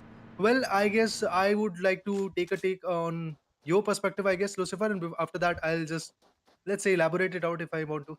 I mean, again, really Yeah, brilliant question. We'll come back to it. We'll talk indeed. about Nugget now. Trying to take out 8-bit Madman. He spots him out, but it was a bike. It was a two-wheeler. It was just too fast. It just zooms across, and Nugget will Hmm. not be able to do any kind of damage. And Nugget again, he understands that if he waits out over there, he might have actually been spotted from other players from 8-bit. Now, getting back to the question, that is just because Alpha 7, in terms of their communication and in terms of the squad that they've played so much that they do not Hmm. have to keep spamming the comms. They just Indeed. know how each and every player plays, who is the assaulter, who is the informant, who is the smoker, who is the flanker.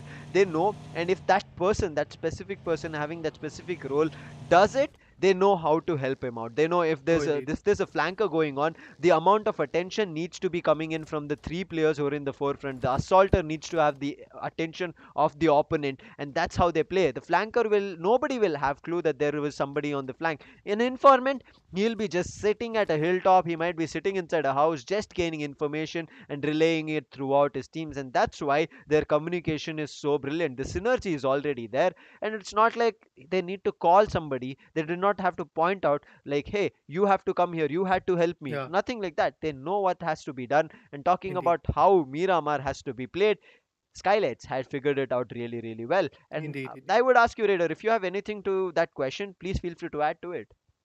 Well, I guess after that much of matches, after that much at stake right now, playing an international tournament, if you are a team which is known internationally, I guess. So yeah, the synergy which is there right now, the team building sessions which you actually put efforts in right now, actually elaborates your gameplay, and I guess the teams know that how to place themselves. Each and every player has that kind of confidence that yeah, my teammate is going to rotate from the left side. Well, of course, I have to give a slight cover to him, get some information to him, and eventually grab the attention of enemies onto him. So I guess that is why the panic situation which normally a team has when a guy go down, or let's say when somebody flanks that yeah, come at this angle, come at that angle right now, these are the kind of panic situations which a normal team does. But the teams internationally renowned and the teams which have that much kind of stakes at this point are actually very well managed and let's say very well established in terms of their synergy. So I guess that is something they have to work on, and that is something the new teams which are rising in the esports scenario should look after. That you have to put some precise goals rather than just spamming that yeah, you have to rotate from left and right, and just put up a direction, put up a marker that yeah, you have to rotate 260 Exactly. degrees in the northwest corner.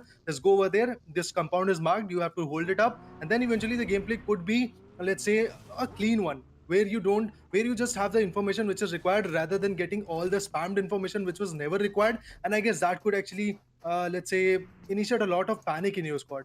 So yeah, before that, we also have one shot coming up, I guess. Exactly. I mean, teams need to understand their comms need to be Indeed. clear. If it is not, it's going to make their life very difficult. I think Oh, that's indeed. where communication comes into picture. But right as now, communication is going to be key on this Miramar action, because if one thing is wrong, if one, I would say, mark, location, or rotation is wrong, teams are going to be falling one after another. And after Entity being a team who are on the top, who are looking forward to climb up the ladder, if they don't get through to a lot more points, I think Entity will also have a tough time. So it's going to be a test, as I said already in the start, of everything that these teams have done and have known for, whether it's communication, whether it's gunplay, whether it's going to be precision, whatever it is, they're going to be having a tough time. But now the circle is going to be putting a lot of these teams in a tough Oh, indeed. situation, because another northern eastern shift favoring LSR. Only 4 to 5 teams were inside the circle, so now it's going to be the cluster forming up in the second half.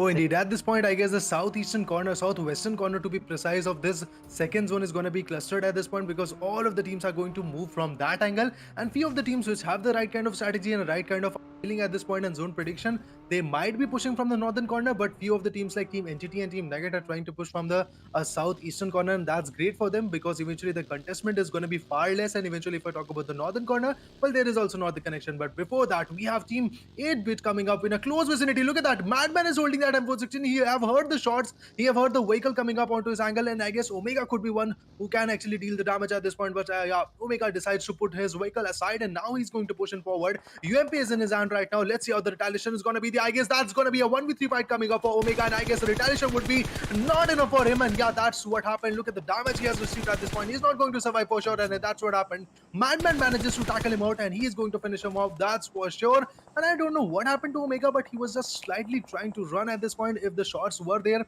if the retaliation was there right now, you can already see that Team Soul's other guys, that is Akshat and the other guy that's going to be player 3, were already trying to tag Team 8-Bits member. And if I guess Omega would have tried to retaliate, I guess the retaliation could be even smoother. But at this point, the IGL of Team Soul has been picked off, and that's not a great start for Team Soul in the map of Miramar. I think it was a kind of panic setting in. Yeah, Omega indeed. was relaying some other kind of information, and 8-bit was surprised and they were not ready for it. And that's the reason it did not work out. But nonetheless, there's just one casualty. They did not let go of the other players. They did not Indeed. try to slam in with all the other surviving players. So we might eventually see Soul performing even better in the upcoming minutes.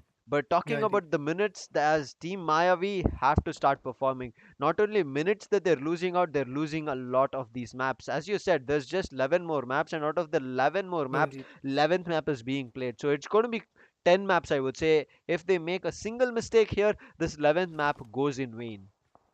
I mean, at this point, day number 6 can, at the end of day number 6 can easily make it crystal clear that which of the 5% teams are going to be on the top, and eventually which are the 5 to 10% teams are there which are going to remain in the bottom. Because even after 6 matches can be in their courtyard, the difference which these teams are trying to make at this point will be unmeasurable at this point. But yeah, teams like Team Velocity, Team Mayavi, and some other teams which are at the back end areas like Chemin Esports has to rack up some points. But before that, we have a fight coming up. Nugget is going to get contested with a beautiful nade by the hands of Team TSM. Look at the connection he's trying to make out. I guess the connection will be there. Let's see what happens. Oh, the Nugget was Ooh. tagged out, but then eventually Shadow OG comes with a brutal blow of AKM, connecting the hits, trying to Oh! decimate. No, Equinox finding a great flank coming up once again, and this is going to be the end of Team Nugget if I'm not wrong. Nugget is going to be the last man standing. He could easily be crushed at this point, and yeah, that's what happened by Yes. the hands of Shadow OG. He was contested. 2 frags for Shadow OG, if I'm not wrong, and 2 frags for Team TSM's Equinox. But still, they are way too open, and I guess teams like Team Velocity could easily contest them at this point. I guess Kratos is sneakily handling the position, and before that, we also have Chemin Esports trying to slam onto Team Entity at this point. Entity, meanwhile, getting first ever frag from the lobby, is now going to contest the team known as Chemin Esports. Lacking behind in the points is going to be Chemin Esports, and Team Entity trying to retaliate, but I guess there we go. The trade was there. 420 OP goes down. Dark Lord is also down at this point, and I guess yeah, Dark Lord is on the verge of getting finished. But then eventually, if we talk about Chemin Esports, look at that. 420 OP is going to get the revival by Papa Nimanenge, and eventually, if we talk about Chemin Esports Destro, he's just trying to hold a higher reach so that eventually he could Oh! relay the information. One more nade. 420 OP goes on. Papa Nimanenge also goes down with a brutal nade coming up once again. But I guess now it's gonna be one hell of a mayhem coming up right now. Team Entity manages to put 4 down from the lobby, and eventually Team Chemin Esports has been decimated by the hands of Team Entity with the loss of one good guy. Entity, unfortunate as you said, they lost Dark Lord, but other players they played it out brilliantly. Noob with his grenades, the push coming through, and then the cover. Entity are surviving, but in the meantime, Godlike after their early dismissal, they're looking forward to making sure they I would say send somebody back home on Miramar. And a vehicle which was traveling was spotted from Neo. He took a couple of the shots to try and destroy it. He does the damage, but I did not see any players being connected with those shots. But right now, talking about Gil, he has spotted out Avi. Avi is just looking forward to kind of jump the hill and look forward to more information. But not only that, I think Avi is also in a difficult position in terms of the blue zone pushing him. So it's going to be difficult for Enigma Avi to make his way across the hill and then come to a safe spot, because again, this is Miramar. It's so open that the rotations is always difficult to hold off. But now it's going to be Team Forever looking forward to hold off the rotation coming in from Entity. But I guess Mhm. always Bolte's couple of bullets, I would say, went out from his magazine or not. I'm not too sure, and that's the reason Entity are playing it a little bit slow. Noob right is now taking his vehicle and making a run for it. Always Bolte has spotted him. He's going to Oh. be sending up his bullets, connecting a lot of the shots. The buggy has taken a lot of the damage along with himself in that buggy, Mhm. but he's still running away. He's just swiveling across and making sure that he survives. I mean, at this point, when you are getting gun blazed by some other team, you have to just push forward into the zone and eventually just be at a safer location. And that's what the call was coming out. But then eventually, if I talk about Team Entity, they manages to put one down.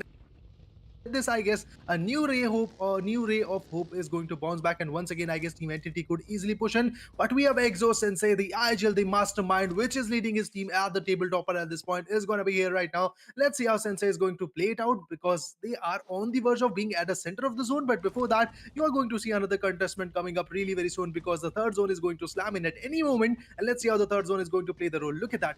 How each and every team is passive at this point, just trying to look after the positions. But then eventually we have a second zone coming up. Elazar is in the southwestern corner, southeastern corner to be precise at this point. And yeah, Team Exo decides to push in. They are going to hold a major chunk of Elazar at this point. But yeah, areas like Russell Valley, Sierra Bronca are slightly into the zone, and the center of the zone is going to be held by the team known as Team Godlike Esports, trying to be the aggressive one. But at this point, teams like Team Soul, meanwhile, they are aggressive, but yeah, they also know how to play passive, how to play strategic. Because yeah, we saw Omega getting down by the hands of Team 8-bit, but then I guess Team Soul didn't try to push onto him. Rather than pushing, they decide to just fall back, because they knew that they have lost one good guy of their team. Now if they try to push in, I guess Team 8-bit is already holding the ridges, and I guess they already know the positions from which you are going to hold in, or let's say push in. So yeah, that is why they were trying to play it really very safe, play it really very cool. But before that, Team Entity Oh, picks up has been picked up from the vehicle. That was a really sad sight to watch, and the pillion guy, whichever sits on the buggy, is going to face a lot of wrath. exactly. He has been knocked and immediately finished off from Celsius Oh. Dream, making use of his M16.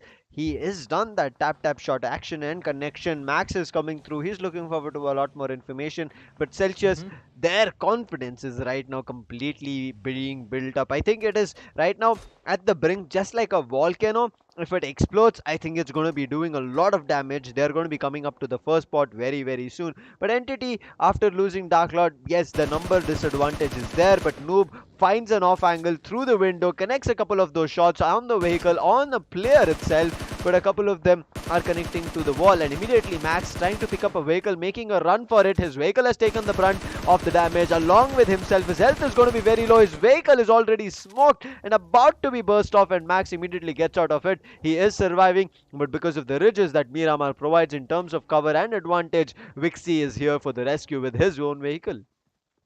Oh, indeed, the rescue is going to be there at this point, but eventually we also have a godlike and exo situation coming up. Look at that. VS has been taken down. Snacks is going to be the verge at the revival. Snacks is on the verge to get that revival, but if I talk about Sensei, he's on the western corner. He could easily eliminate, or let's say terminate, the guy from Team GodL, which is going to push onto him, because yeah, GodL knows that they have initiated a spark in the fight right now. But yes, Team Exo is trying to defend. Look at the Scarrels coming up in the lobby. It's going to be Sensei, it's going to be Snacks, it's going to be Panku holding the positions at this point. That's good enough for them, but eventually Team Exo is way too open, and the only team which is Mhm. holding the center compound is going to be Team GodL at this point. And anytime soon, Team Exo could be contested from the back end areas or from the right corner, just because the third parties will be there anytime soon. And that is something they have to work on. That is something the Sensei, the IHL, has to understand, because the map of Miramar is going to be full of third parties and fourth parties. So yeah, he has to be aware about that situation. Let's see how he's going to figure out the whole charm of this fight. But yeah, at this point, they're just trying to play back and forth, not exposing themselves a lot, but eventually trying to take some word out. But if I talk about Panko, look at that. Mini 14 is already onto the hand. Scarrel has been in the backpack right now. And if I talk about Jonathan, the laser side speakers are going to be there at this point. Always Volte manages to put one down from Team 8-bit, and that's going to be Tsunami, who is going to go down at this point. But yeah, Team 8-bit is still trying to find out the gap which was there. Eventually, Team 8-bit manages to put one down from Team Soul, but at this point, Team Forever is going to be there. And I guess, Lucifer, you were trying to say that in the last match you didn't saw Team Forever to Mhm. outperform, or let's say performing in the lobby. Now let's see how they're going to perform in this lobby right now, because they are slightly in the zone. But now the main concern is going to be Team Celsius from the right corner, Entity from the front Exactly. end, and Team 8-bit is also going to be there. Right now, Forever need to fight it out. 8 Oh, but indeed. need to be eliminated. They've gotten the initial knock, but nothing in terms of after that. They're still holding it out. The next circle, as you Mhm. said, is going to be very crucial. But also, as you said, Celsius are on the right hand side. There's going to be another team. We'll be eventually seeing who that brown team is going to be, and understand that if they waste their time here in this compounds, 8-bit are the ones who are going to be coming in terms of an advantage. And you can see, trying to capitalize on the advantage, they've spotted Dreams, the man who actually made dreams come into reality in Wrangle. He has been knocked down. I'm not too sure if the other players are there to help him and revive, but there's a at least the tree which is going to help him out, that he is not going to be finished off. But right now, as we're saying, the brown team, it's going to be Velocity who are cutting in between Celsius, but the fight in between 8-bit and Team Forever is still ongoing. At this point, the journey is going to begin really very sharply. Team Celsius, after losing Dreams, is going to lose a lot of hope at this point, but eventually they have to rotate. And I guess Northern Corner is point, they are slightly out of zone.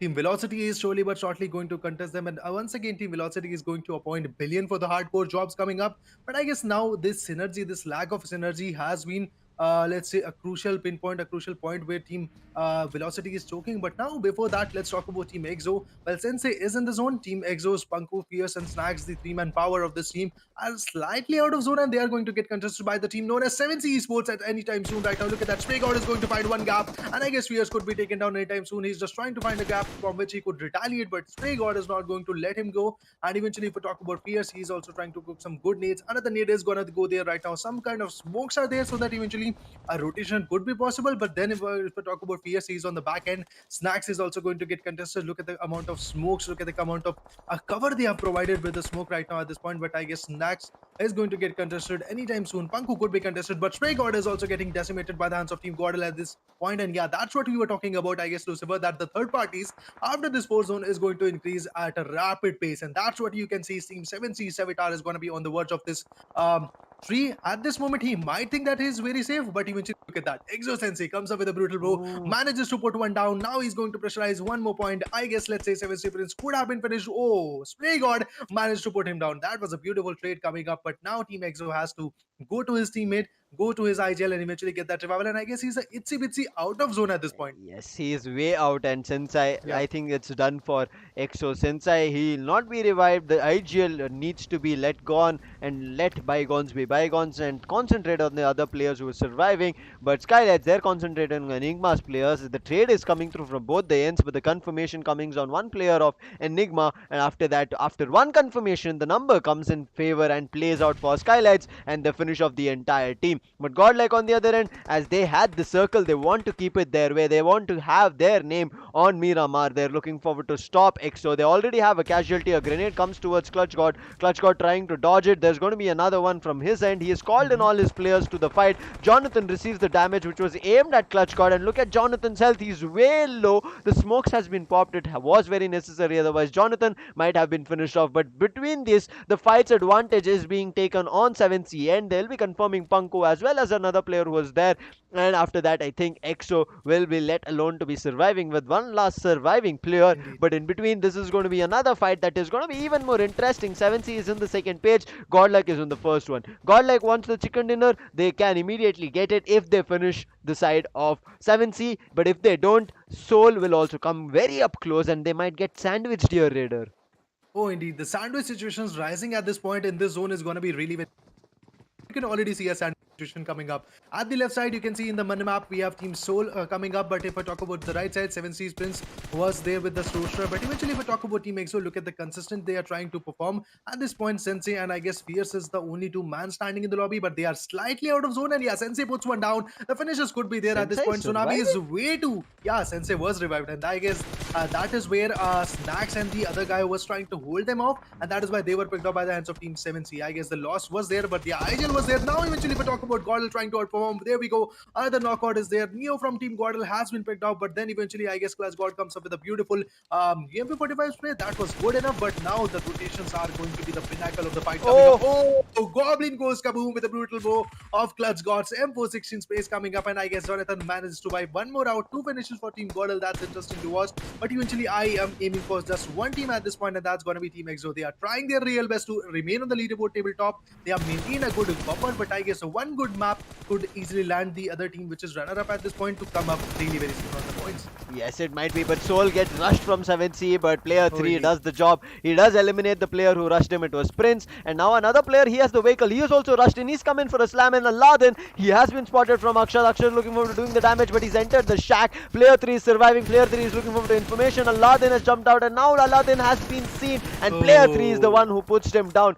Prince and Aladdin were put down from the same player. I'm not too sure how Goblin is still surviving because he was knocked way early on, Raider, but he's still surviving. Soul still looking strong. Goblin needs to be revived, but I don't think that is going to be happening. He was way further away, and Goblin will also be confirmed. So Soul is also going to be a two-man squad along with EXO. Looking forward to their chicken dinner. Maybe not even a Indeed. chicken dinner, at least being on the top five. But in between, Entity have also started saying Oh. their way. Sensei gets knocked from Godlike, and it's all up to Fierce right as now as Godlike is rushing in. I mean, in this match, you can see Team EXO is contested from multiple angles right now. Team GodL tried to decimate. 8-bit is already trying to put them down at this point. 8-bit is on the verge of, let's say, gatekeeping them. And if we talk about Gil and Jonathan, look at that. They are just trying to outperform. But there we go. I guess TSM Shadow OG tries to steal the kill. He is successful in it. But then if we talk about Skylightz Gaming, look at that. GodL Neo is going to go down. Clutch Gold has been picked up now. Jonathan. And I guess Gil is going to be the last man standing of his team to, let's say, try his team to carry out in the, let's say, last close call circles. If I talk about Team EXO, they are in the top 11. That's going to be amazing. But Pierce is going to be the last man standing, and I guess he is going to get contested anytime soon by the hands of Team GodL. It's going to be interesting to watch. But look at that, Shadow OG can be picked off. Pierce meanwhile is chilling in the smoke. That's interesting to watch. Eventually, if I talk about Team Soul, some smokes were there so that eventually the revival could be there. But then Player 3 is also going to get contested. Look at that, from multiple angles they are going to get punched down. But then Team EXO also goes down by the hands of Jonathan, and just like that, Team EXO has been wiped out. That's a really sad sight to watch. Eventually, I guess 2 to 3 points for them in this match.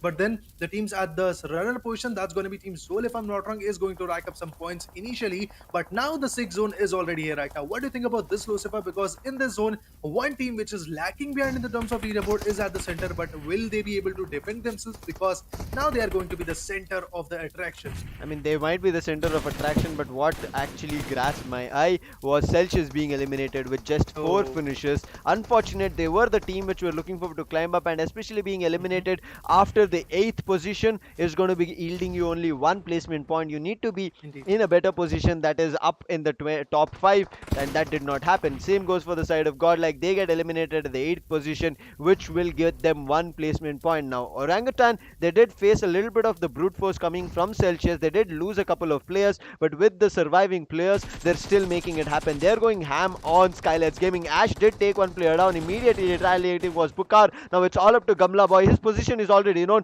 Trigger, I'm not too sure what happened. I think it's light loading glitch, but nonetheless, we will see eventually how it's going to be panning out, as Orangutan will be able to confirm the last surviving player as Gamla Boy falls down. Skylightz, who are looking really, really strong, will have to say goodbye here. Raider with just 8 finishes. Indeed.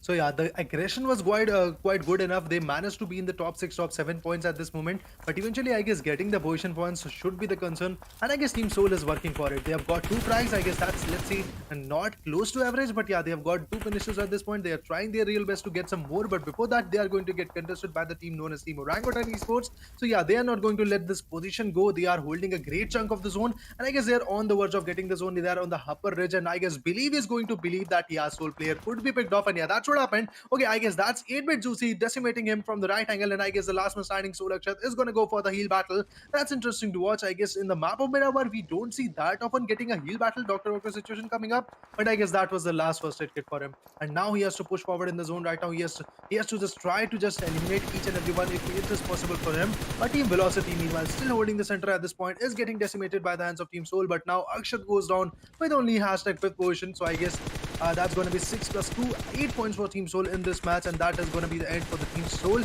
But before that, we also have Team Entity trying to be in the zone. Oh, Shadow also goes down by the Team 8-bit. That's interesting one. Team 8-bit with 12 amazing finishes. Well, the manpower is not there into their favor, but eventually a 2v2v2 battle is going to be there. Team Velocity on the verge of the zone. Team 8-bit is also on the corners, but the only team which is far away from the zone is going to be Team Orangutan. Well, they have to cook a lot of smokes to just be in the zone. And eventually, if we talk about Team Velocity, holding a good ridge is going to be their concept, but before that, they have to defend from 2 fronts.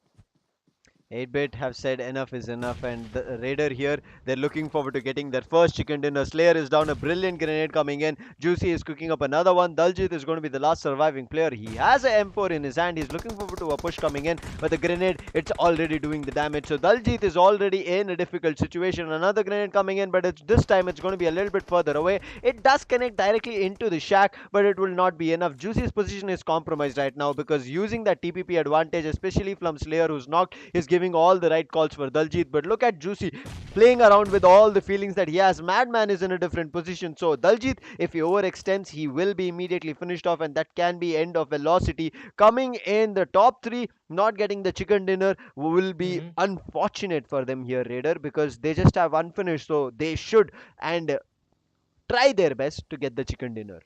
Oh, indeed, it is going to be unfortunate and it's going to be really very devastating for the team getting this close to a victory, and just getting end up is not going to be the case for them. But before that, we have Orangutan Ash being knocked out quite rapidly, and I guess Ash is going for the heal.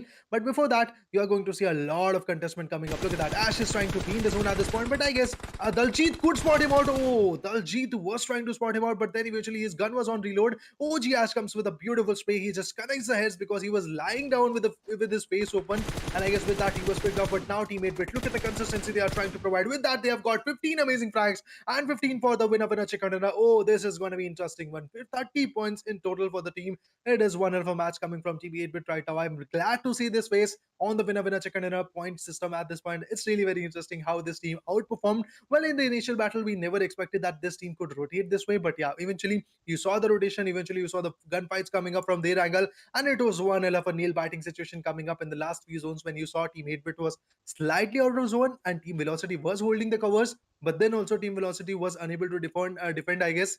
And Daljit was the last one standing, and I guess a slight mistake done by Daljit was the one where he just tried to appoint his gun and just tried to decimate Team Orangutan's Ash, but he was unsuccessful in it. He went on for the reload, and I guess that was the moment which sparked the fight coming up for him. And eventually, OG Ash finded the gap and eventually just picked him off. And that was it for Team Velocity. This was the opening for Team 8-Bit. I guess after that, Ash was the last man standing. He tried to be in the zone. He manages to put one down for Team 8-Bit. But then what? Another gun was there onto his face. He was picked off just like that. And this Mhm. is the grand finale, guys. This is what we want to see. And that's what we are trying to look after. It was really interesting. One hell of an 8-biting situation coming up. But this match of Miramar was really very interesting. With 15 frags, Team 8-Bit is on point at this point. Exactly, on point. They completely held their ground. Had Indeed, the indeed, man. control of Miramar.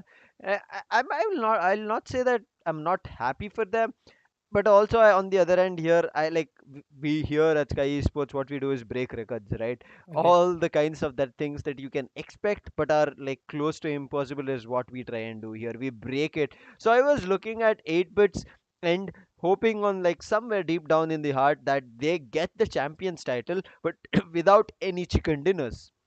Kind of, I'll Oh, be a little bit disheartened on that, but still 8-bit performing so really well and getting their first chicken dinner on the sixth day, that does give them even better hopes of getting to the champions title. And as you said, 30 in terms of total points. We will be heading over to the overall standings and seeing how much damage they have done, where they've put themselves up, but still the indeed. journey is going to be ongoing because EXO did survive a little bit further down the line. They Indeed, got indeed. a couple of finish points for themselves, and I think that might still keep them going. Soul as well, they did try to play it out. They tried to retaliate. They held down 7C when they were slamming in, but the circle that shifted pushed them out, and Blue Zone was the one taking the damage. New player 3 tried to do something, but then Akshat, as we all saw, had just a couple of first aid kits, patched Indeed. himself up, but he was already way too out of the circle and got eliminated from the play zone. He was looking forward to maybe a finish on the end, but did not work out. But again, want to mention, I would say it should be a special mention here. Entity again made their way into the circle. They had the Oh, chance, indeed.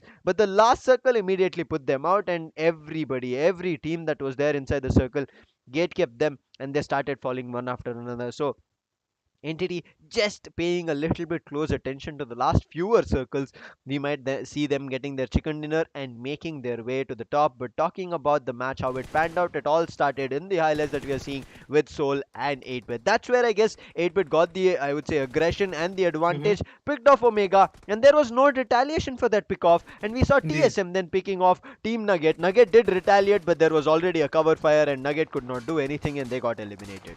Oh, at this point, Team Nuggets. Nugget was the last man standing. He was trying to be in the covers, but then Shadow OG comes with a beautiful M463 X-Ray. He managed to put him down, but then after that, Team 8 bits, a rampage came in the lobby right now. Look at that. We had Tsunami and Juicy coming up in the fight. Wraith was picked up, but after that, I guess that was the last two man standing in the lobby. Team GodL meanwhile managed to put Goblin down. Look at the vehicle blow coming up, but then Team Mayavi out of the blue just went out from the lobby. Then eventually, if we talk about player three, he tried to just cover himself. But then Seven Seas Prince, if I'm not wrong, was trying to actually decimate them out, but they were picked up, and eventually after that, if we talk about GodL Jonathan, he manages to put one down from Team TSM, and after that, Team Exo's Pierce was the last man standing of Team Exo. He also came onto the crosshairs of Jonathan. He was picked up. After that, Team Orangutan tried their real best to just decimate. But I guess in this match, I could really say, Lucifer, that yeah, few of the teams which are lacking behind a lot in terms of position points, a lot in terms of survivability, were in the zone in the last few zones. Well, Team 8-bit, after being so consistent in the past 5 days,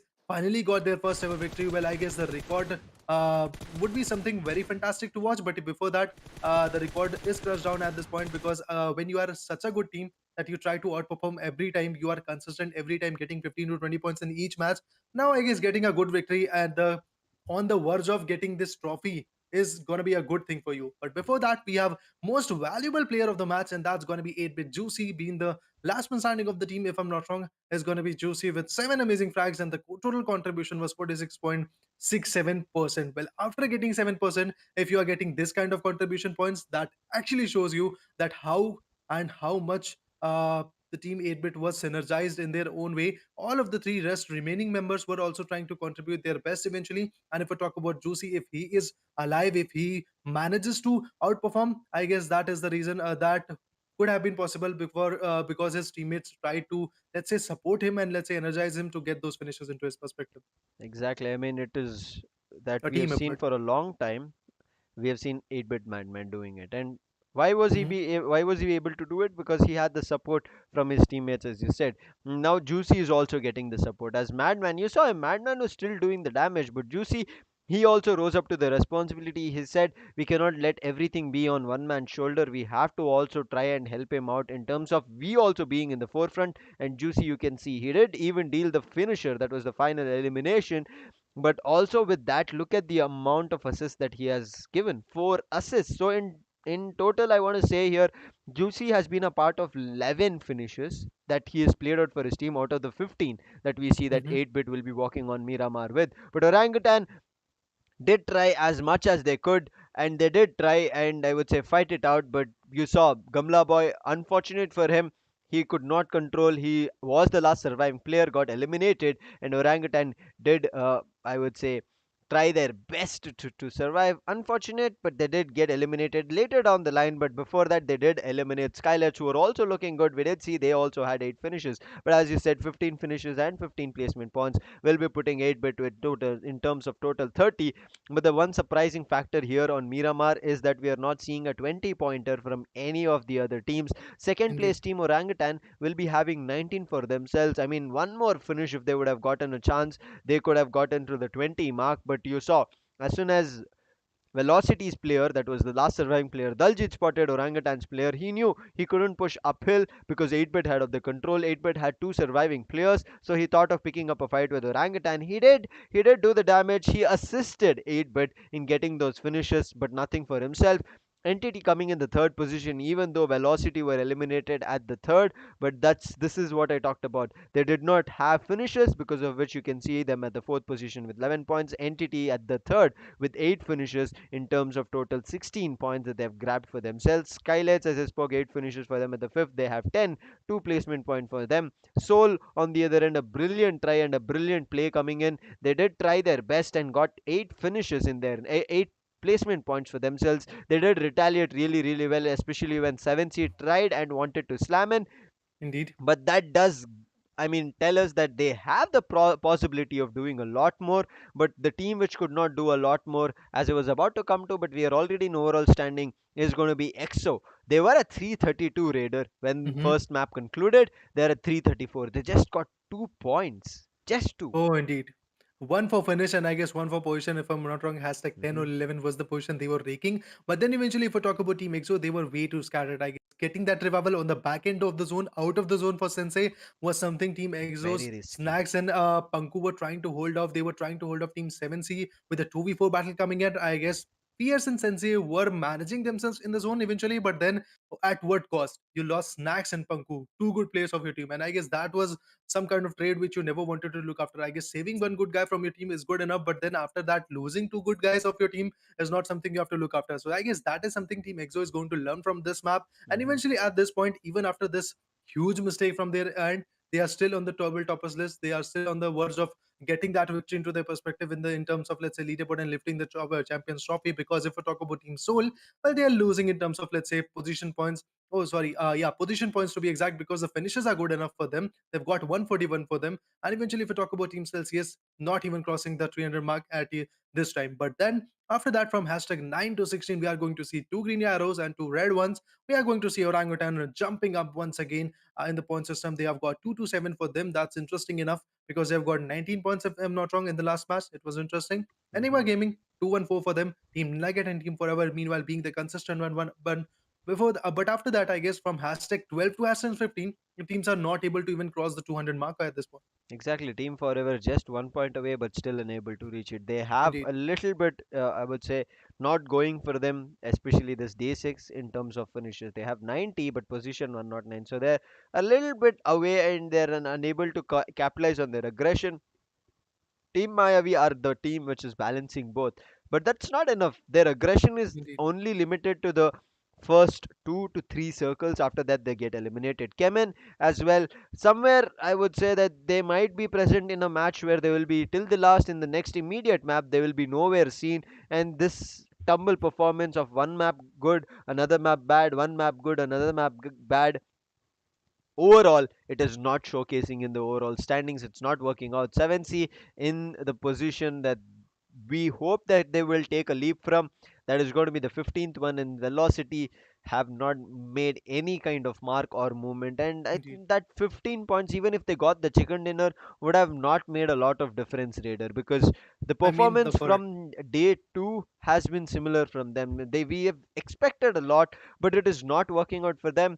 And it is also the competition level is just, I would say, amplified right as now of whatever it was on day 1, and it is just taking a toll on velocity. Hopefully a wrangle coming in the classic map that we all can see maybe pans out better for them. But Celsius, after taking the chicken dinner on the first map of the day, will be looking forward to it again. 8-bit, after getting their chicken dinner, their ever first chicken dinner in this AMD Indeed. Sky Esports Grand Slam on Miramar, especially such an aggressive map, will be looking forward to getting the chicken dinner on Erangel. Such a classic map, it should be possible for them. And if they have an opportunity, if it presents itself, I'm pretty sure 8-bit are going to be getting their second one on day 6 only.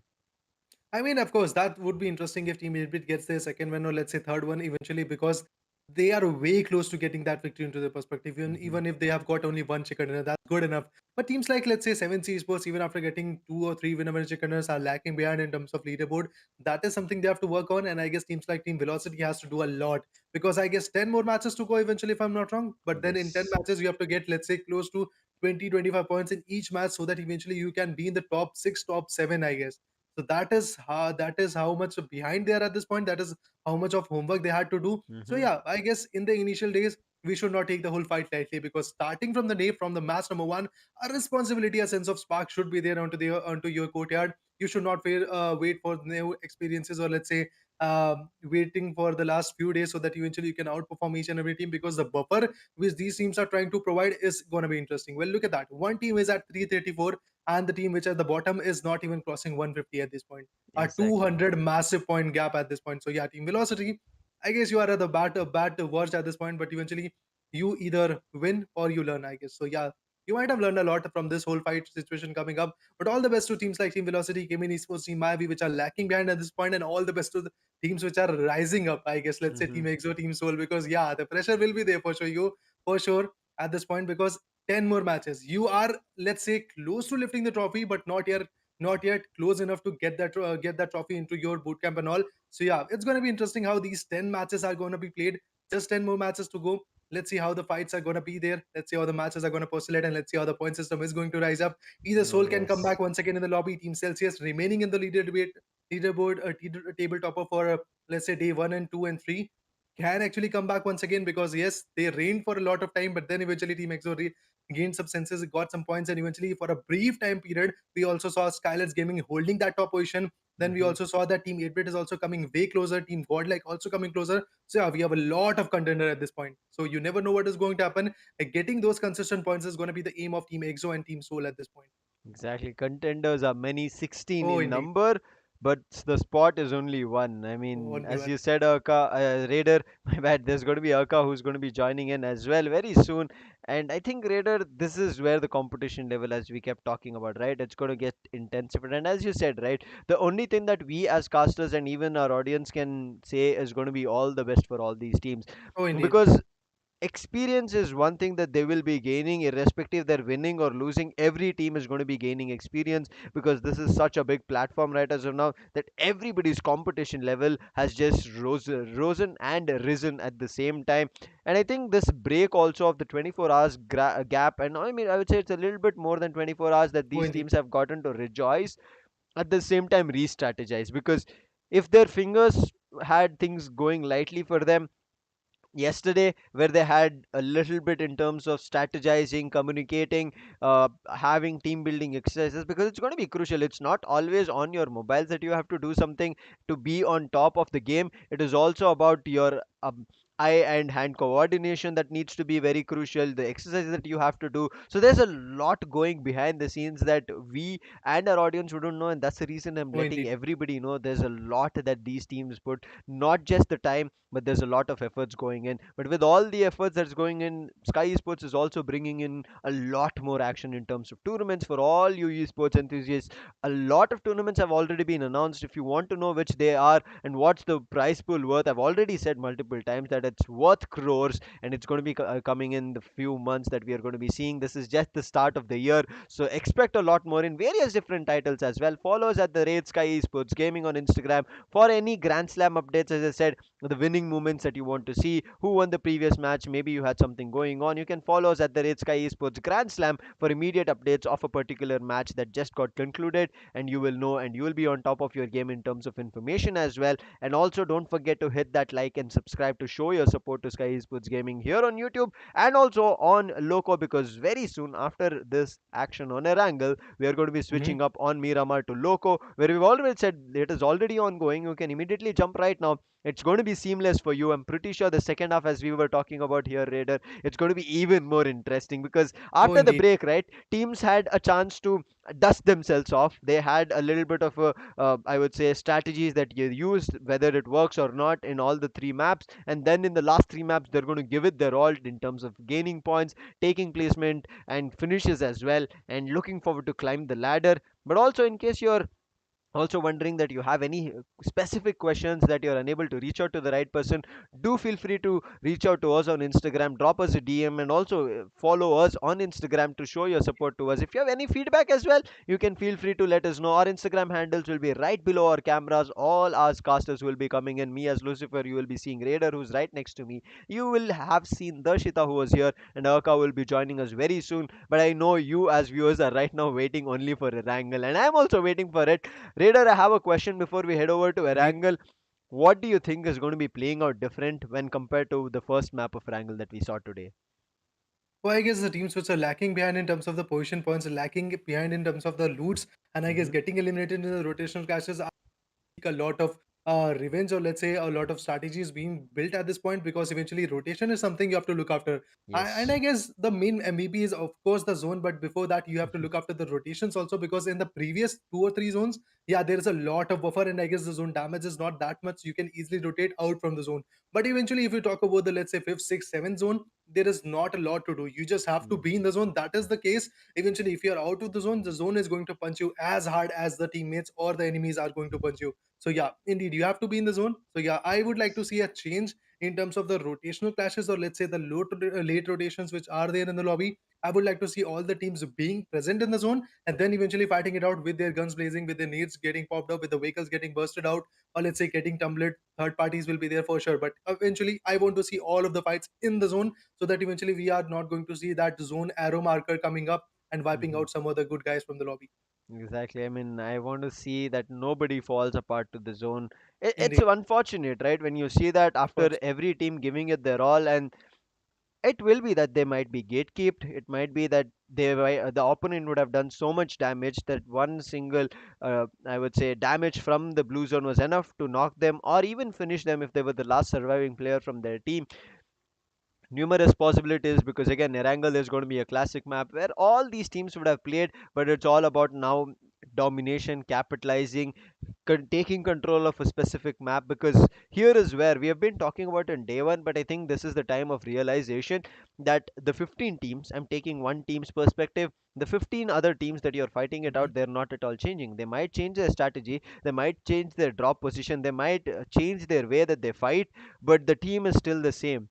The fight Indeed. that they're going to be putting up is going to be similar. I'm not saying it's same, it's going to be similar. So you should be ready for it, and that's how you will be able to capitalize and come on top of a Oh, indeed. fight. I mean, taking forever for example, day Yeah. 1, day 2 was brilliant for them. They were dabbling themselves around in the sixth spot and also sometimes went to the second page, made their entrance back. But now, as Yeah. you're seeing, they've gone to the second page, they've gone to the 11th position, and they're falling down even further if they don't replicate their performance. And they have to understand that today is when they have to keep, I would say, start, and until tomorrow's last match, that is going to be the last 40-second match, they have to Indeed. keep going. The engines need to be running for every team, just like they have to keep fueling their vehicles during rotation. If it gets over, they have to fuel themselves in between every match. If they don't, they're going to be getting eliminated. But I understand our viewers are looking forward to this third match starting soon, seeing what happens, because after Celsius getting a chicken dinner, 8-bit getting a chicken dinner, it has given hopes and also opened up the overall standings for Oh, indeed. anybody to become the champions.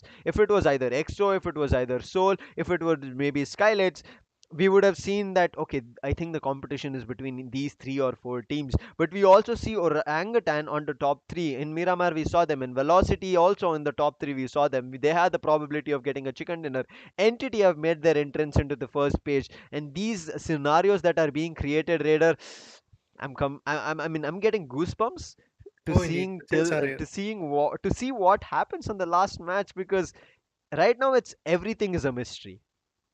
Oh, it's a ticking time bomb situation coming up Oh right now. yes. You never know what is going to happen. You never know which location. Well, yeah, of course. After getting the chicken for Team Celsius and after Team 8-bit got a chicken winner chicken dinner, I guess now there is a massive gap of let's say shift coming up in the leaderboard. But yeah, before that we have the third match coming up. We have Team Entity getting prepped up in the lobby. Look at that. We have all the players trying to be as passive as they can, but as strategic as they could right now. But with that, we have Arka coming up onto the list right now, welcoming with the air angle map, and the flight path will be initiated by him. Let's see how our co-pilot is going to do with the match. I guess, Raider, you just put a lot of pressure on me Oh, as I'll indeed. have to step into the map because basically, this game is turning out to be more intense than I expected it to be because we are able to see that, the pressure is actually built up against one of the most professional teams who are paired in this tournament. Let's not forget how GodL is getting decimated in between their rotations. The least time where we can expect, GodL to actually lose 2 to 3 players amongst their rotation, they're actually getting taken down. And so we'll go to the side of Soul as well as 8-bit as well. So in the beginning, we saw at least one team used to have 4 players in the final circle. Now it looks like they're going to be left out with just 1-2 players. So this shows that the fight is getting even more intense as the flight path starting off from the side of Yasnaya, ending up towards the side of Premox. We have to see who's gone in for their specific drop location, who's gone in for a different kind of drop location. Yes, GodL is going to remain at the side of Yasnaya towards the side of Kumeshki. We can see the side of Celsius, but Nuggets also would have understood that Celsius is pretty much close to them. No early skirmishes visible on the map as of now, but the zone Oh, itself is going to build a lot of chaos in the hearts of the players who have especially gone towards the side of Stolber and Kameshki because they'll have a long journey up ahead. But 8-bit on the other side is going to be blessed with the center of the circle itself. oh, indeed. They are in the center of the circle. That's good enough for them. But even A out of it and some other teams which are on the verge of Kameshki area, I guess they have to rack up some good points. Eventually, before that, we have Team Enigma coming up with a brutal bow. He tried to eliminate with a pistol, but then eventually Micro Uzi is way better in terms of fire rate and way better in terms of the aggression when you can put forward in the low close range fight. So yeah, with that, I guess Team Enigma manages to put one down in the lobby, and I guess that was the first pick from the lobby, and that's gonna be into the hands of Enigma Sagi. That's good enough. But then if we talk about Somraz, look at the gun combination he has at this point, and R1895. Well, that's not gonna be enough. Well, of course, you can put a headshot and eventually put one down from the lobby, but before that, you are going to see a lot of wreckage coming up from Micro Uzis, from AKM, from UMP45 flying onto your face right now. So that is why Skylightz Gaming have decided to fall back just like that, and now they are going to loot the backyard compounds of the Pochinki area, or they could just easily be in the Water City area, or they could just choose the Rozhok location where they can loot right now. But I guess in Rozhok, you are going to see one team that's going to be Team Mayavi, which can contest them early. So let's see how the fights are going to postulate for them, because losing one good guy of their team is not something they were looking after. But yeah, after getting decimated in the map of Miramar, now they have to rack some good points eventually, so that eventually they can lead their leaderboard status once again. And that brief time period when they were at the leaderboard table topper list, now is the chance, because 10 more matches to go, and if you exclude this one, 9 only left to perform. I don't know. This time bomb has started to tick against Oh, all indeed. these teams except for the side of Team EXO, right? So Team EXO is still building up so many average points that they do not need to worry about anything else. But let's not forget two, three other major aspects of the game itself. Now, the point differences between the first and the eighth position, as always, has still remained around 50 to 60 points. So any team which wants to challenge the top position first have to make sure from here on to take down the side of Team EXO from the beginning itself, or from the lobby in the get go itself, so that they have a fighting chance. At this point of time, Chemin Esports, they're not watching their back. Yeah, I know that it's necessary for them to take early rotations and try to get as many farming as possible, but ultimately Papa nahi manenge. And for 420, all of a sudden they have a second thought, and it looks like they're almost going back to the same location they had looted. Probably it is the kind of doubt which had come to their mind, but no, I think I spoke too early. Now these two players have already taken a rotation and tried to go in towards the eastern side of the map, where they'll find Destro as well towards the side of Kameshki. But at the same time, let's not forget, from the side of Stolber is another team. So these two early clashes is what I'm looking forward for. The most important thing is going to be this: will EXO be able to survive the first few circles? Because that's the most important thing for them. As of the Wrangle Conquerors are concerned, it is Team EXO which have done an amazing job so far. Apart from that, we have 8-bit who are performing exceptionally well for the day, and then we have GodL who are still suffering to climb up the ladder. Oh, indeed. GodL was trying their real best at this point. They have got some good points in terms of their regression. But then when we talk about the, let's say, position points, or let's say the pressure which actually gets built in the last few zones, they are actually getting decimated by a lot of the teams. So yeah, it's going to be interesting that how Team GodL has learned from their past experiences, past mistakes. Let's see how the fights are going to postulate. But before that, look at the point system coming up. Teams like Team Velocity and Team TSM and Team 7C Esports are lacking behind at this point. And if I include Team Enigma, well, these are the four teams which have not even crossed the 100 marker in the map of Virangal. So yeah, it's going Yep. to be interesting that how these teams are going to postulate, get some good points, and the teams which are coming from, let's say, Team Entity Gaming to Team Forever to Team Orangutan and Team Nugget, they are close to becoming the Irangal conquerors, but still they are unable to get the points into their perspective. So yeah, getting those consistency, getting those consistent points is going to be the aim for the team. But one team I'm looking after is going to be Team 8-bit. After getting that beautiful victory, getting 30 points in a single match, it was really very good enough. But then you have to maintain the consistency. I guess that is where all the other teams are getting crushed. Absolutely. Now we're coming back to the gameplay coming in from the side of Team GodL. They're still wanting to experiment on the same thing, which seems to not help them. That is GodL Gil trying to go around, scout around an area, try to check out if there are players with him, and with him at far distance is going to be the side of Jonathan and Clutchcore, right? So I have to see how this kind of formation or this kind of gameplay is going to work out for them, because ultimately GodL, if they're foam and playing, if they all rush in together, then that is the only way we have seen that GodL is a destructive force. But every single time we see one or two players gets taken on earlier, GodL starts to play a unique kind of a gameplay which actually fires against them. Now Jonathan and Clutchcore are traveling around and Entity sees that, but this is the point where Entity is going to fall back from that rotation, because they have understood unwanted fights is something which they shouldn't look forward for.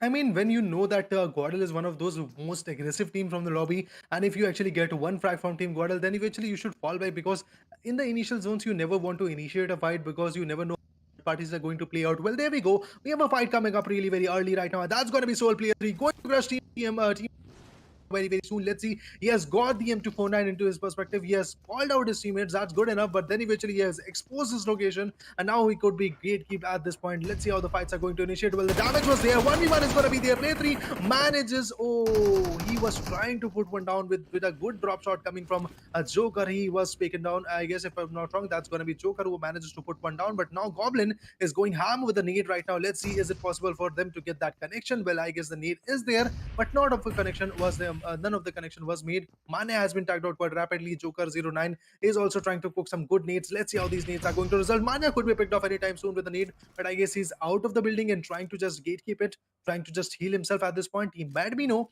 Team Ivy's Admino is trying to rotate from the right angle so that eventually he could get an upper ridge and maybe get a clearer view of how the fights are panning out. But yeah, we have the fourth party situation coming up. Look at that, Arka. We have I guess, Team Forever, and that's going to be Team Mayavi trying to fight with Team Soul. Goblin has already been picked off, but we also have team number 14 coming on the verge. It's going to be Team Enigma trying to decimate, and now it's going to be really very interesting how the fights are going to pan out.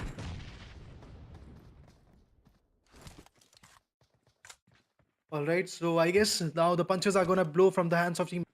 They're These just trying to technical find the difficulties, my friend. I'm Okay, so sorry. okay. And as I was speaking, Enigma is striking the iron when it's absolutely heated up. And I do believe that they'll be able to bend this game the way they want, as it's going to be the side of Team Maya. We somehow come up to their, come up to their legs. And this time they know that Enigma is also attacking them from the other side. They're in a sandwich situation after losing Daku, right? So Soul at this point of time can take advantage of this doubt being taken from the side of Team Mayavi and try to dominate against them. But yes, the three-way Mexican standoff, no matter who is going to be surviving, it's important for them to not to remove the crosshairs of the other enemy. But ultimately, from far away, we can see that, Team Forever is just trying to tag out people, trying to taunt them so that it's going to be easy for them to take down players once they go in for a peek. Sagi on the other side is cooking up a grenade. Probably it could get connected towards the side of Manya. If it doesn't, then I do believe that, he will be trying to do something different. Now, Manya has some view over the side of Team Enigma. He's cooking up a grenade at least to take down one player.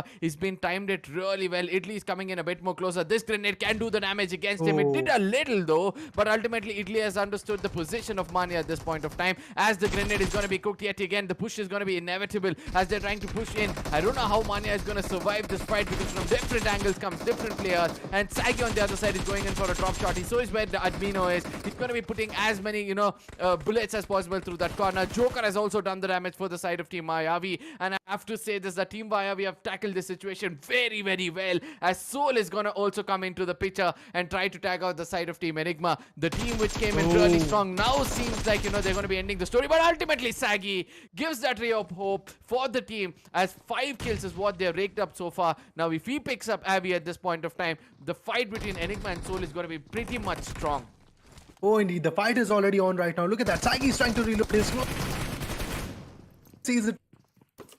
That's not going to be possible. Goblin manages to put him down right now. Team Soul getting 3 amazing finishes. That was interesting enough, but they have lost one good guy of their team. They were trying to fight a 3-way battle coming up, but then eventually I guess Team Enigma and Team Mavi both have been decimated, and that's good enough for Team Soul. But now if we talk about the whole southwestern zone coming up, you can already see most of the teams are already on the verge of getting a good placement in the zone. That's going to be interesting enough. Teams like Team Exo and Team 7C are already trying to find a good location. Well, there we go. Prince is going a little bit right, and if we talk about some other guy from Team Exo, they are trying to rotate on the left-hand corner. But one team which is actually on the aggressive end in the map of an angle is going to be Team TSM. They are also holding a great location. They are actually a little bit northern. That's good enough, but let's see how the point system is going to go up and down as at this point. Team Exo, meanwhile, still remaining on the top, has to do some wonders eventually. If the consistency is not there, Team Soul could easily climb up really very soon, because the spark Team Soul has already been igniting at this point. They have got 3 good points into their consideration, so that's good enough for Team Soul. But now let's see how the Team Soul is going to defend themselves, so that eventually in the let's say upcoming few 2 or 3 zones, how they are going to retaliate. But before that, we also have Team Entity and GodL situation. I don't think so. This GodL entity situation is going to spark up any second soon, my friend, because one thing is pretty much clear. We saw how entity was trying to run away from the side of GodL in the beginning, right? Towards the side of Georgia Paul. Entity is one team which is still choosing not to go in for an unwanted fight, because the position they're holding is the 8th position. They're 50 to 80 points away from the from reaching the top position itself. From now on, I do believe that they'll be trying to put up some placement points for themselves and then try to take the final fights, because they're really strong in a frontal battle when all 4 players are pretty much alive, and they're right below the side of GodL. So GodL is going to be waiting to dominate against any team which is going to be walking into their crosshairs. So either of these two teams shouldn't do the initiation, or else they're going to be in the verge of decimation. But all these things said and done, we were speaking about the side of Team Soul, who could be getting those early kills, or who could be putting some more points for themselves. But the most important point for the side of Soul is going to be this, that they've already lost one of their key players, and now with the zone is also kind of favoring them, we have to see how Soul is going to be trying to change this out. GodL is the team which is going in for rotation at this point of time. Towards the side of Ferry or Premox is where any kind of rotation would have been perfect, but ultimately, since everybody have clustered to the center of the map, the rotation clashes are going to be pretty much inevitable.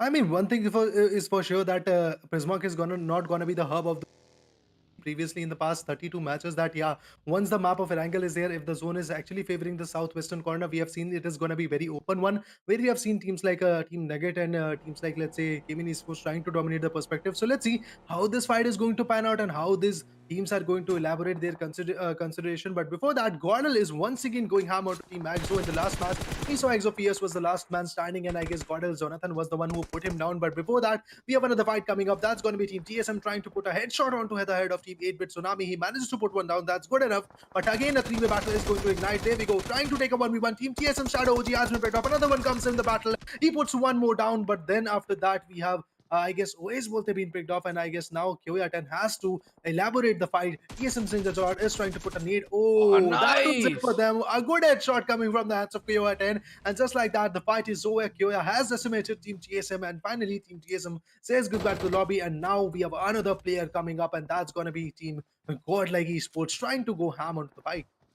Absolutely. Before that, this is going to be the side of Team 8-bit. They're making a small red zone inside the shack. Now, Raid has to be careful, because Johnny's crosshairs is almost towards this side. K on the other side is coming in from an off angle, taking the player down. And this is the best part about this team. They're losing OS Bolte, one of the strongest players of the side of Team Forever, but they have understood how to bounce back. Madman is the last man standing. Pretty much the closest man standing is what I would like to say. Nexus on the other corner. He understands that, there could be another team coming in pretty much closer to him. That's why he's putting up a smoke to block the vision of this one team, trying to put some bullets on them. But at the same time, KO, he's been doing one of the best clutches I've seen so far in this game. So I want to see whether they'll be able to, rush in towards the side of 8-bit, clear off the side of Raid, or probably get Madman down at this point of time, because that kind of pressure, I don't think so 8-bit will be able to bear at this point of time.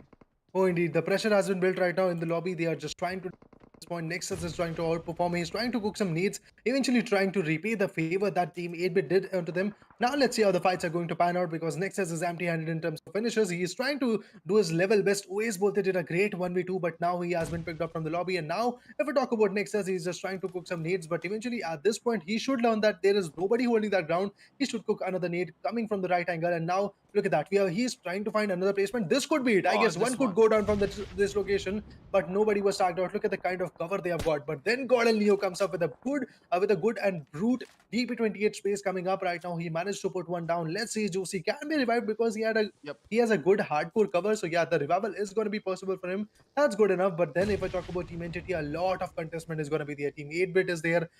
That's going to be Team Forever, which is trying to hold. Team Entity is already rotating. Team GodL is already on the back end areas trying to outperform. And then play zone is something which is going to play a crucial vital role, because they are 217 meters out of the zone. Absolutely. Now the gatekeeping is coming in from the side of GodL. So if anybody wants to go in for a rotation, they have to take the rotation which Entity just now took. That's going to be Troy taking that rotation. He's going to be inviting his friends as well towards the same kind of rotation. Madman has an opportunity to tag off one or two players, but GodL Gill on the other side. I think they have found the side of Team EXO, because if I'm not wrong, I did read somebody from Team EXO getting taken down from their hands. Now Entity is pushing in towards the side of Team OGs as well, so they have to be pretty much careful. Soul on the other side is playing in for the late rotations. Ultimately, because of that man disadvantage, this is what they're trying to do. If they get right to the center of the circle and one more person gets taken down, it could be wrong. As I said, OGs versus the side of, Team Entity, as they had rushed in. OGs are taking advantage of it. They've converged towards them in all different angles. Very soon we can expect the side of Team Entity to exit the lobby. In case one of their players do some wonder, then we can expect the side of Team OG to do much better. But GodL is going to be the blessing in disguise for the side of Team OGs, as the spray is going to come in from the side of GodL. Neo gets tagged off, all thanks to the side of Team Nuggets, or probably the side of Team Forever from far away, as they're tagging it out. But they have taunted the wrong Lion, because 4 men standing from the side of GodL. Now we have to see how Team Forever will be able to hold this team back. Oh, indeed. Team Forever is trying to fight a two-way battle at this point. They're just trying to decimate Team GodL, but then eventually get at the hands of Entity. It's going to be interesting how the battle is going to pan. While we have is on the verge of crossing the triple century for themselves in the terms of leaderboard. It's going to be interesting how the fight will pan out for them. But eventually, if I talk about Team Nuggets Pro, he is fighting with Team Entity at this point. But then 8-bit comes up with a brutal blow. Celsius Delta PG has been okay. That's Chemin Esports Delta PG has been picked off. That's interesting to watch. But eventually, Papa Neymaringe comes up with his own nades, trying to put one down from the Team 8-bit at this point. But let's see, is it possible for him to connect those brutal nades onto the perspective? But then, if we talk about Team Nuggets Pro OP, he managed to put one down, and that's going to be Entity's guy. So let's see how the fights are going to pan out for them. GodL meanwhile has got one good finish. That's interesting enough. But now the 4 zone is also slamming in. Meanwhile, Team Soul is just going on a ham onto the fight, and that's going to be Team Velocity trying to retaliate. Gil has got a good grasp of the lobby. He's trying to judge that where the rotations could be, but I guess he's unable to tag the fights. Mashkas meanwhile is very, very lit, but still not enough to put a pressure on him.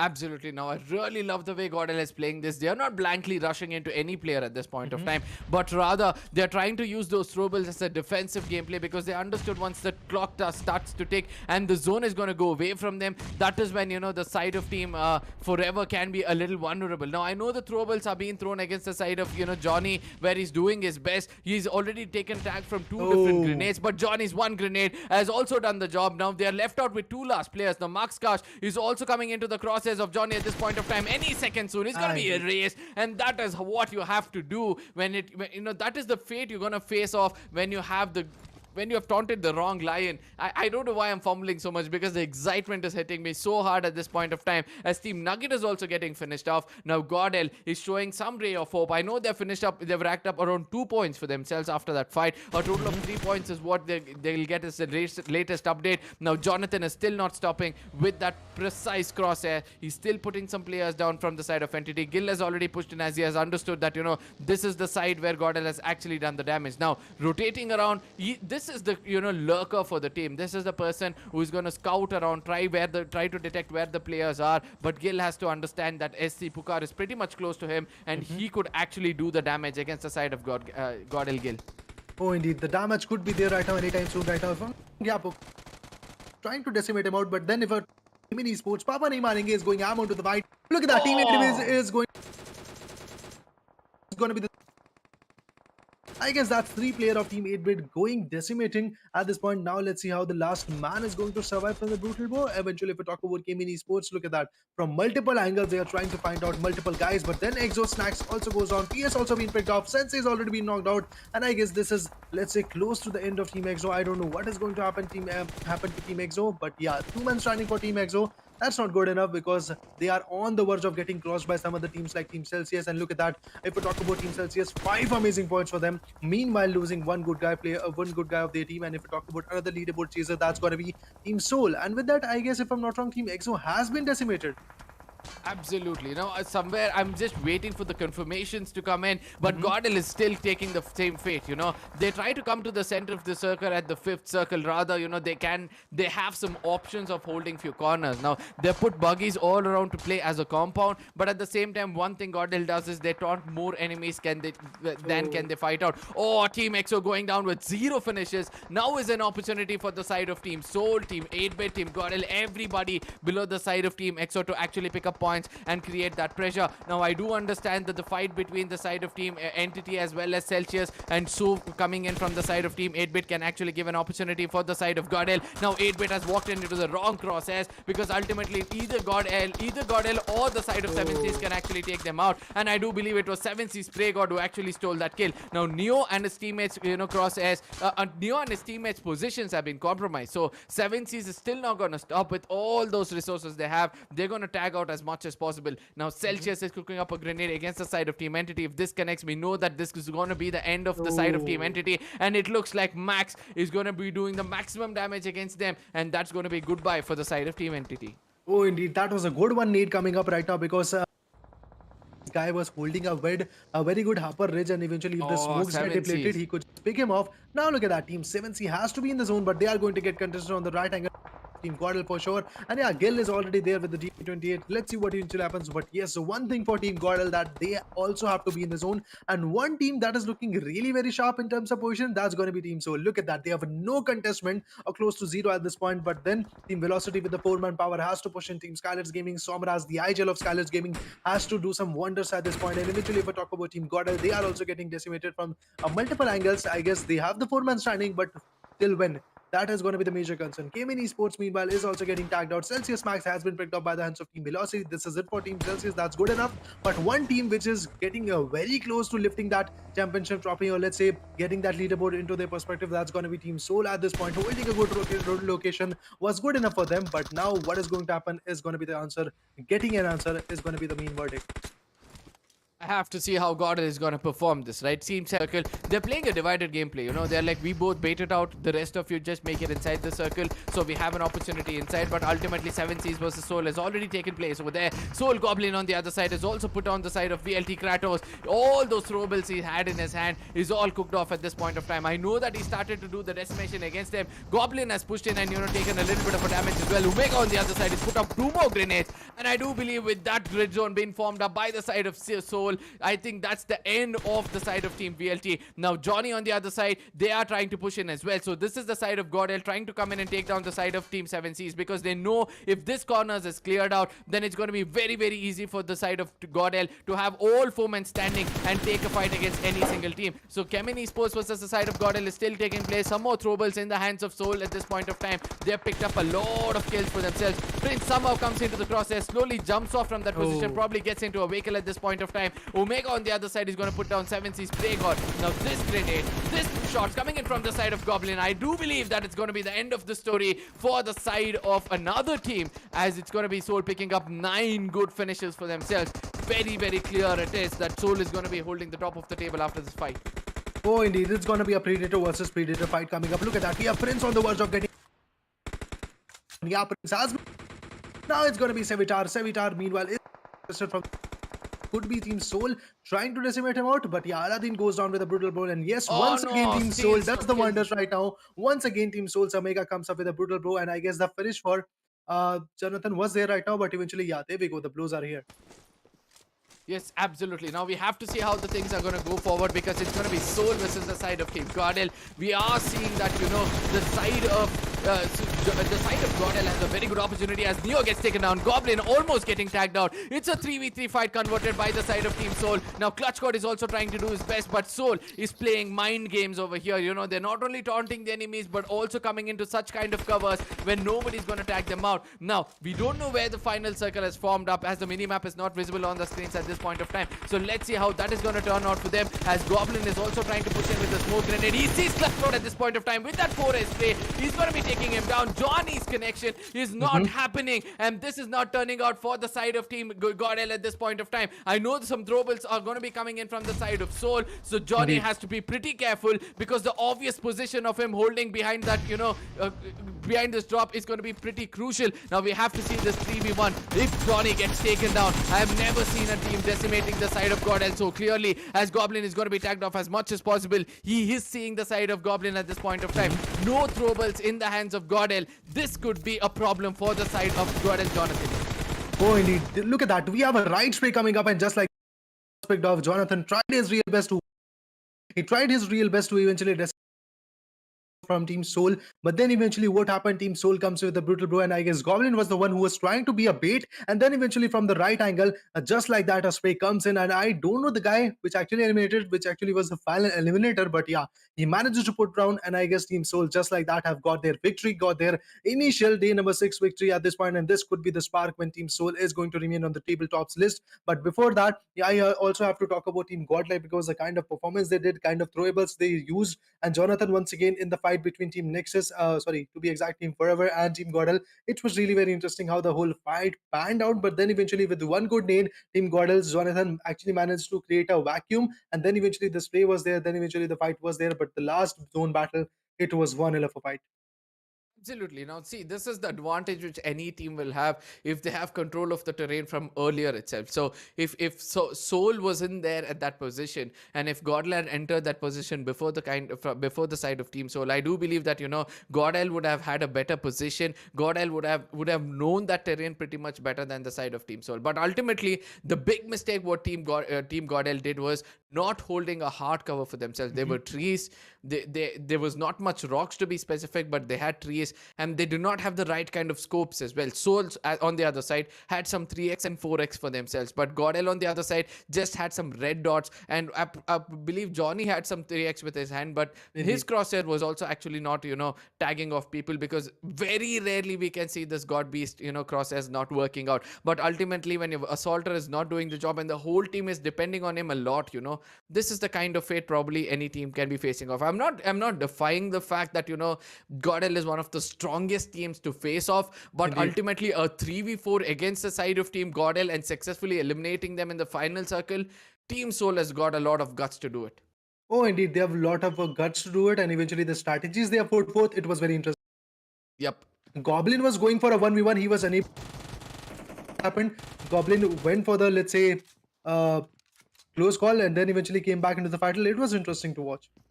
Absolutely. Now, at this point of time, this was the point where I really thought Team Soul could actually, might get ended. Player 3 got eliminated, and then after that, there were some players actually rushing in against them. It was not only the side of Team Mayavi, but also, several other teams. Enigma pushed in over here, but what Soul did was showing us a mature gameplay. They did not want to come out for an unwanted fight. They were just waiting.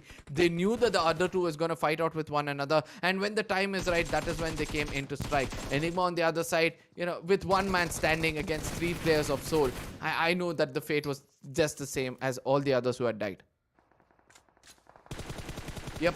At this point of time, we'll be able to see that, further on when the fights took place against the side of Team Forever, this was one of the most crucial moment where KO pushed in. He heard that, the grenade was being popped up, and that is why he actually rushed in. But the side of 8-bit, the way they came in and started to put those grenades, somewhere I felt that they could have eliminated the side of Team Forever, but ultimately that did not happen as well. So GodL on the other side, this was the point where they had a very good chance for rotation towards the side of Quarry. Rather, they were just still holding that position. I don't know why. Ultimately, they did. Yes, I would like to say that, with all 4 men standing, they somehow made it inside the circle. Right now, it's going to be just speculations telling that no matter what GodL do, everybody is going to point at them and ask out the question as to why not and why. But ultimately, we knew that, they had this thing of getting finish points for themselves. And I do believe that in the previous game, they have gained those finish points with an average of 10 to 12. So they have pushed themselves a little better in this game. In the next map, if the crosshairs work out perfectly for the side of Johnny, I do believe that, GodL has a little bit of a fighting chance or a bleak chance of getting into the top 3 and trying to fight out in the final day of the finale itself. So 9 matches is what we had until now. Now we are left out with 8. So let's see what's going to happen next, as this were the final moments of the day where Jonathan, look at this, GodL is pretty much in the open, and I don't know how come they did not think about it. Neo was the first man. He came out in the open next to the tree, an obvious position. Then we have Clutch Card. This was the point where I really thought, they could have tagged out the side of Team Soul. But the kind of resources Team Soul were holding, that was really, really good. Oh, indeed. The resources, the smokes they had, eventually getting it was good enough. But then eventually they were picked off just like that. And after that, you can see Soul Goblin is going to be the MVP of the match. It was good enough. They have got 7 amazing flags into their perspective. Quite a good one. But now let's see how the fights are going to pan out, because consistency is going to be questioned at this point. Absolutely. Now, MVP of the match is going to be the Soul Goblin himself. And let me tell you that 7 finishes, but still 43% of the contribution. So I do believe that Soul has already crossed off the 10 to 15 pointer mark so far. And with that kind of a push, they're going to be holding the top of the table so good that, they're going to be really, really happy that the rotation coming in from the IGL was absolutely perfect in this game. Oh, indeed. The position points and the, let's say, consistency which these teams provide, it's that we have the star of the match coming up, and that's going to be Soul Goblin, who actually went all out with 7 amazing finishes. It was good enough for him, but Dark Lord getting 3 revivals, so 1 assist point was the one will actually getting the best companion in his favor. But then after that, if we talk about Goblin, well, he was the final eliminator. I guess we were close to seeing that, let's say, a right spray coming up, but then eventually, I guess Soul Goblin was the one who finally tagged him out. Jonathan was went going out of the zone, and eventually, I guess with that, Soul Goblin had got 7 amazing finishes and 1 good assist into his favor. A lot of distance was traveled for Team Soul, but then eventually it was all worth it because a good victory was what they were seeking for.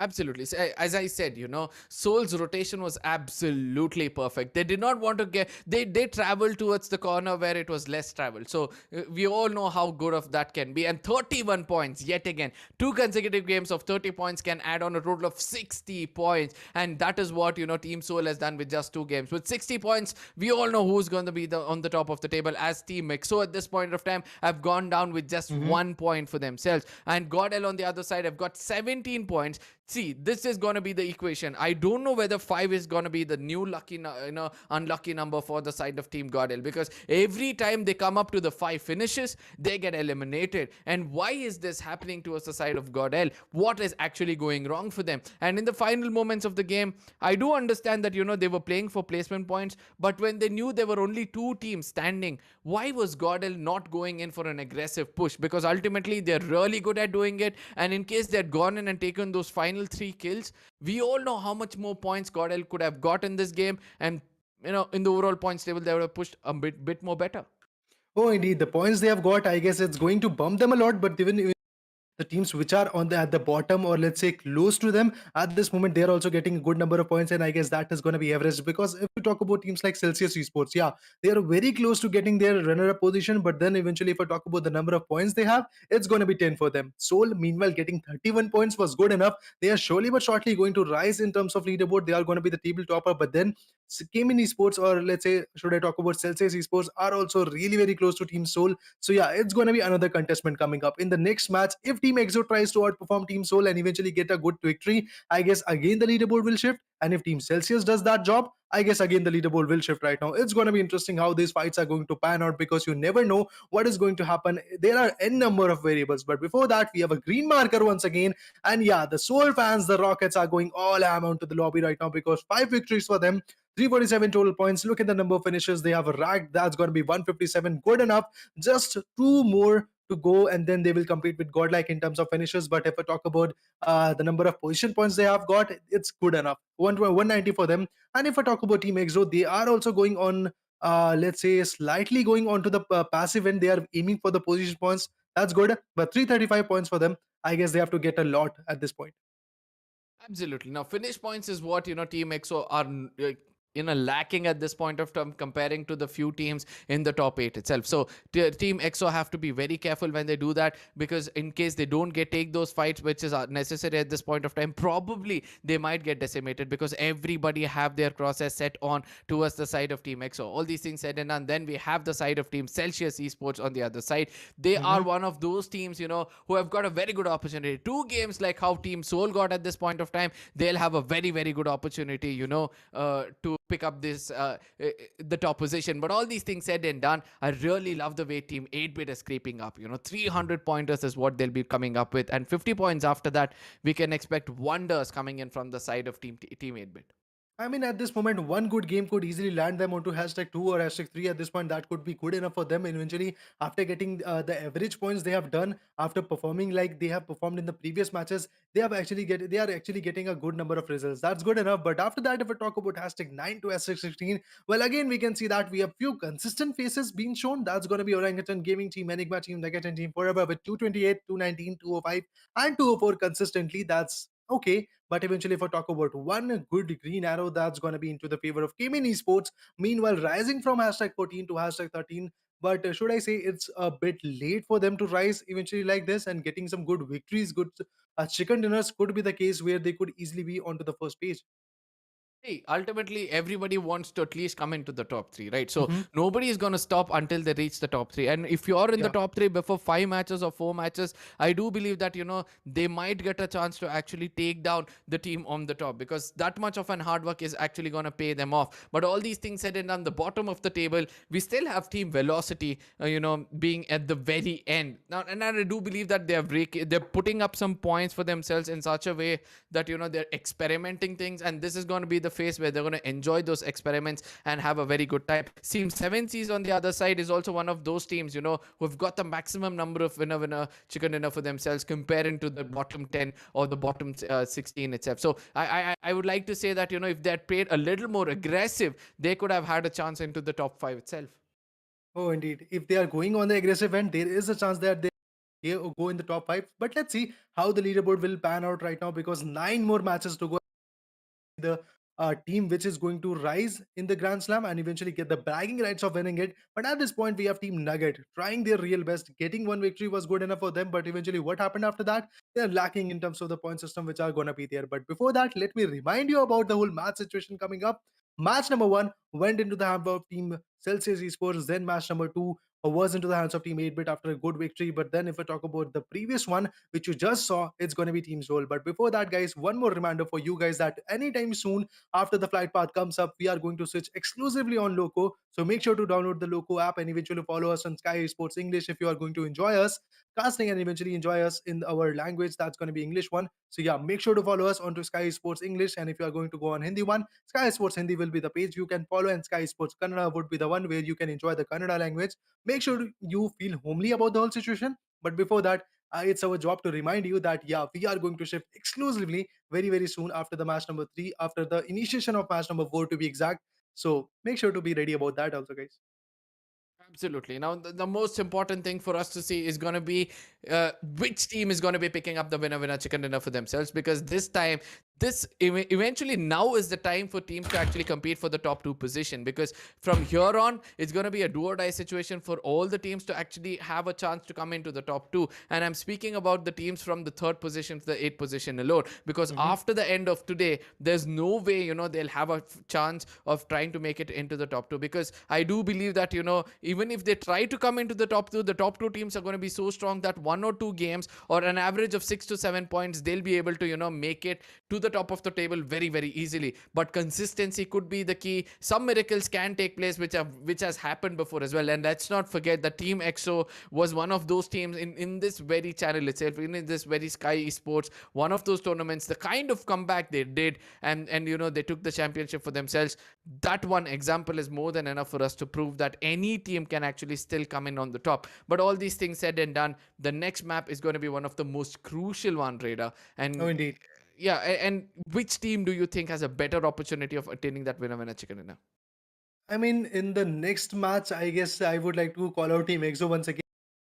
And one, I would like to see their comeback once again. Let's see how they are going to bounce back in the.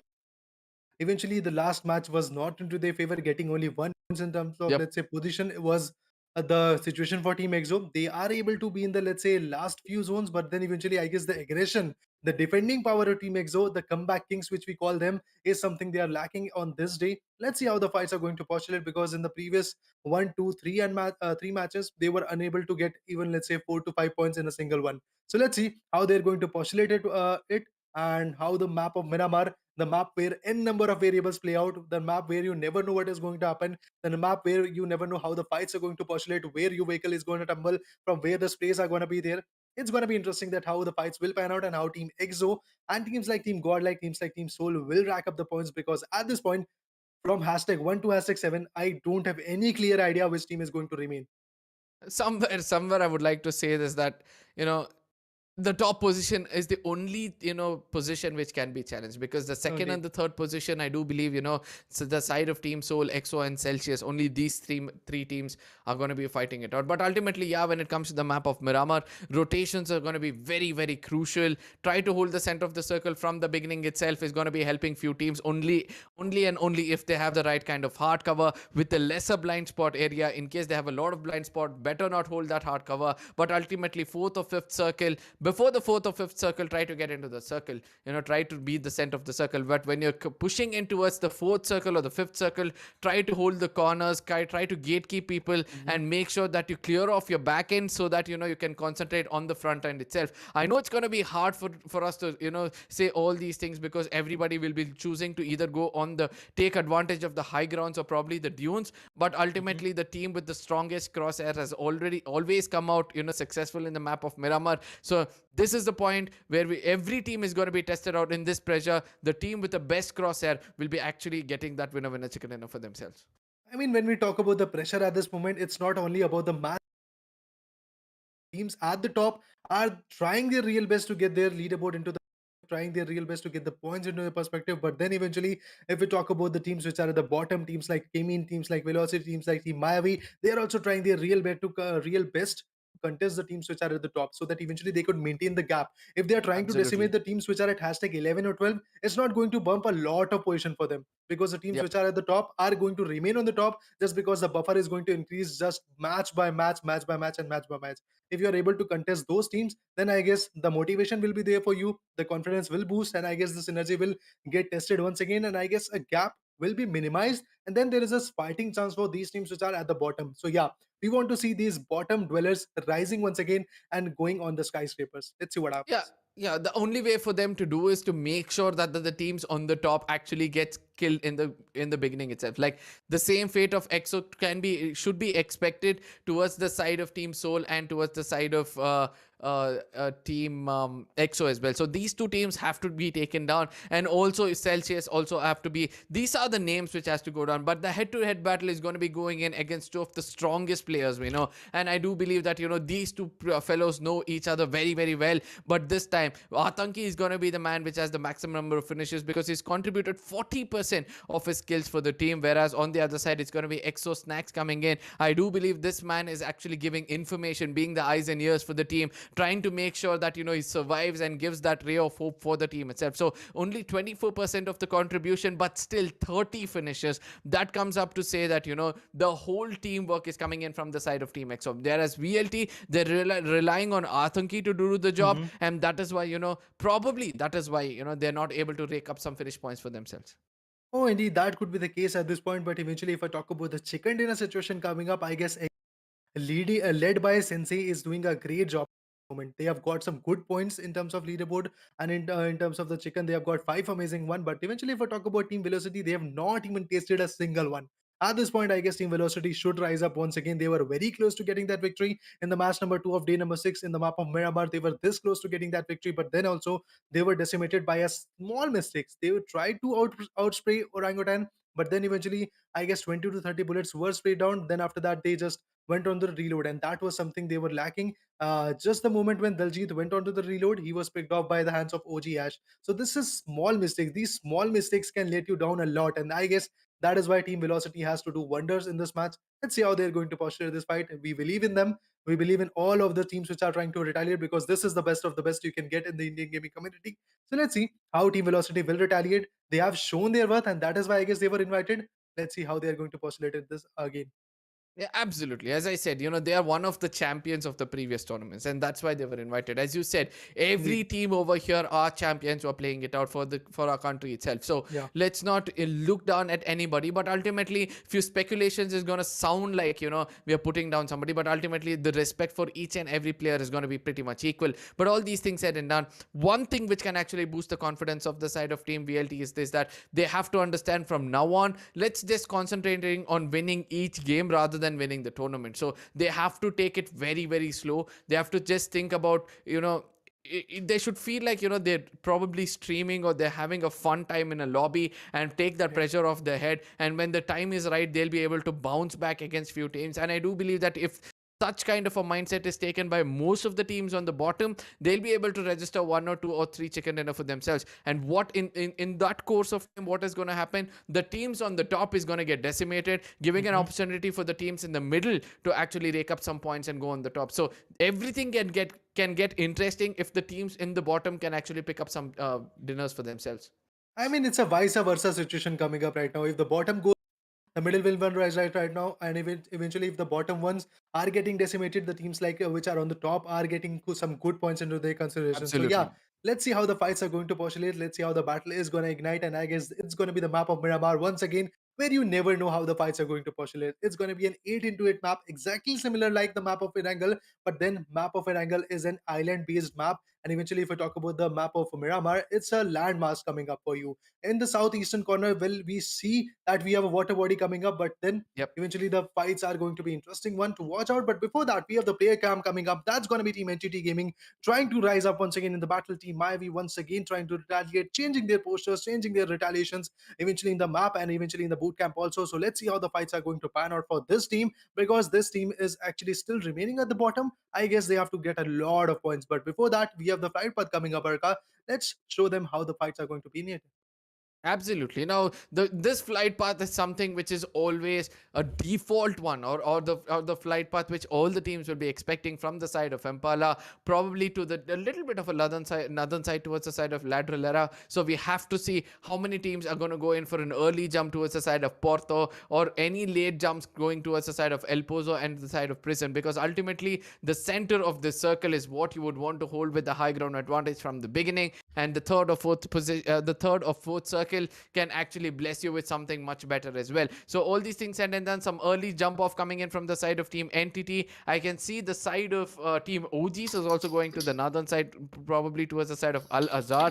NTT on the other side is going to hold back towards the side of Porto, or probably towards a little bit of a northern side of Porto at this point of time.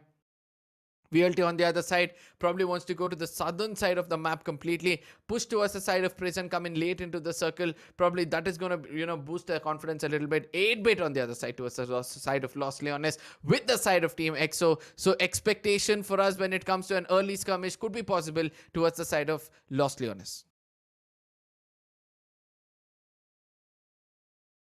Absolutely. Now,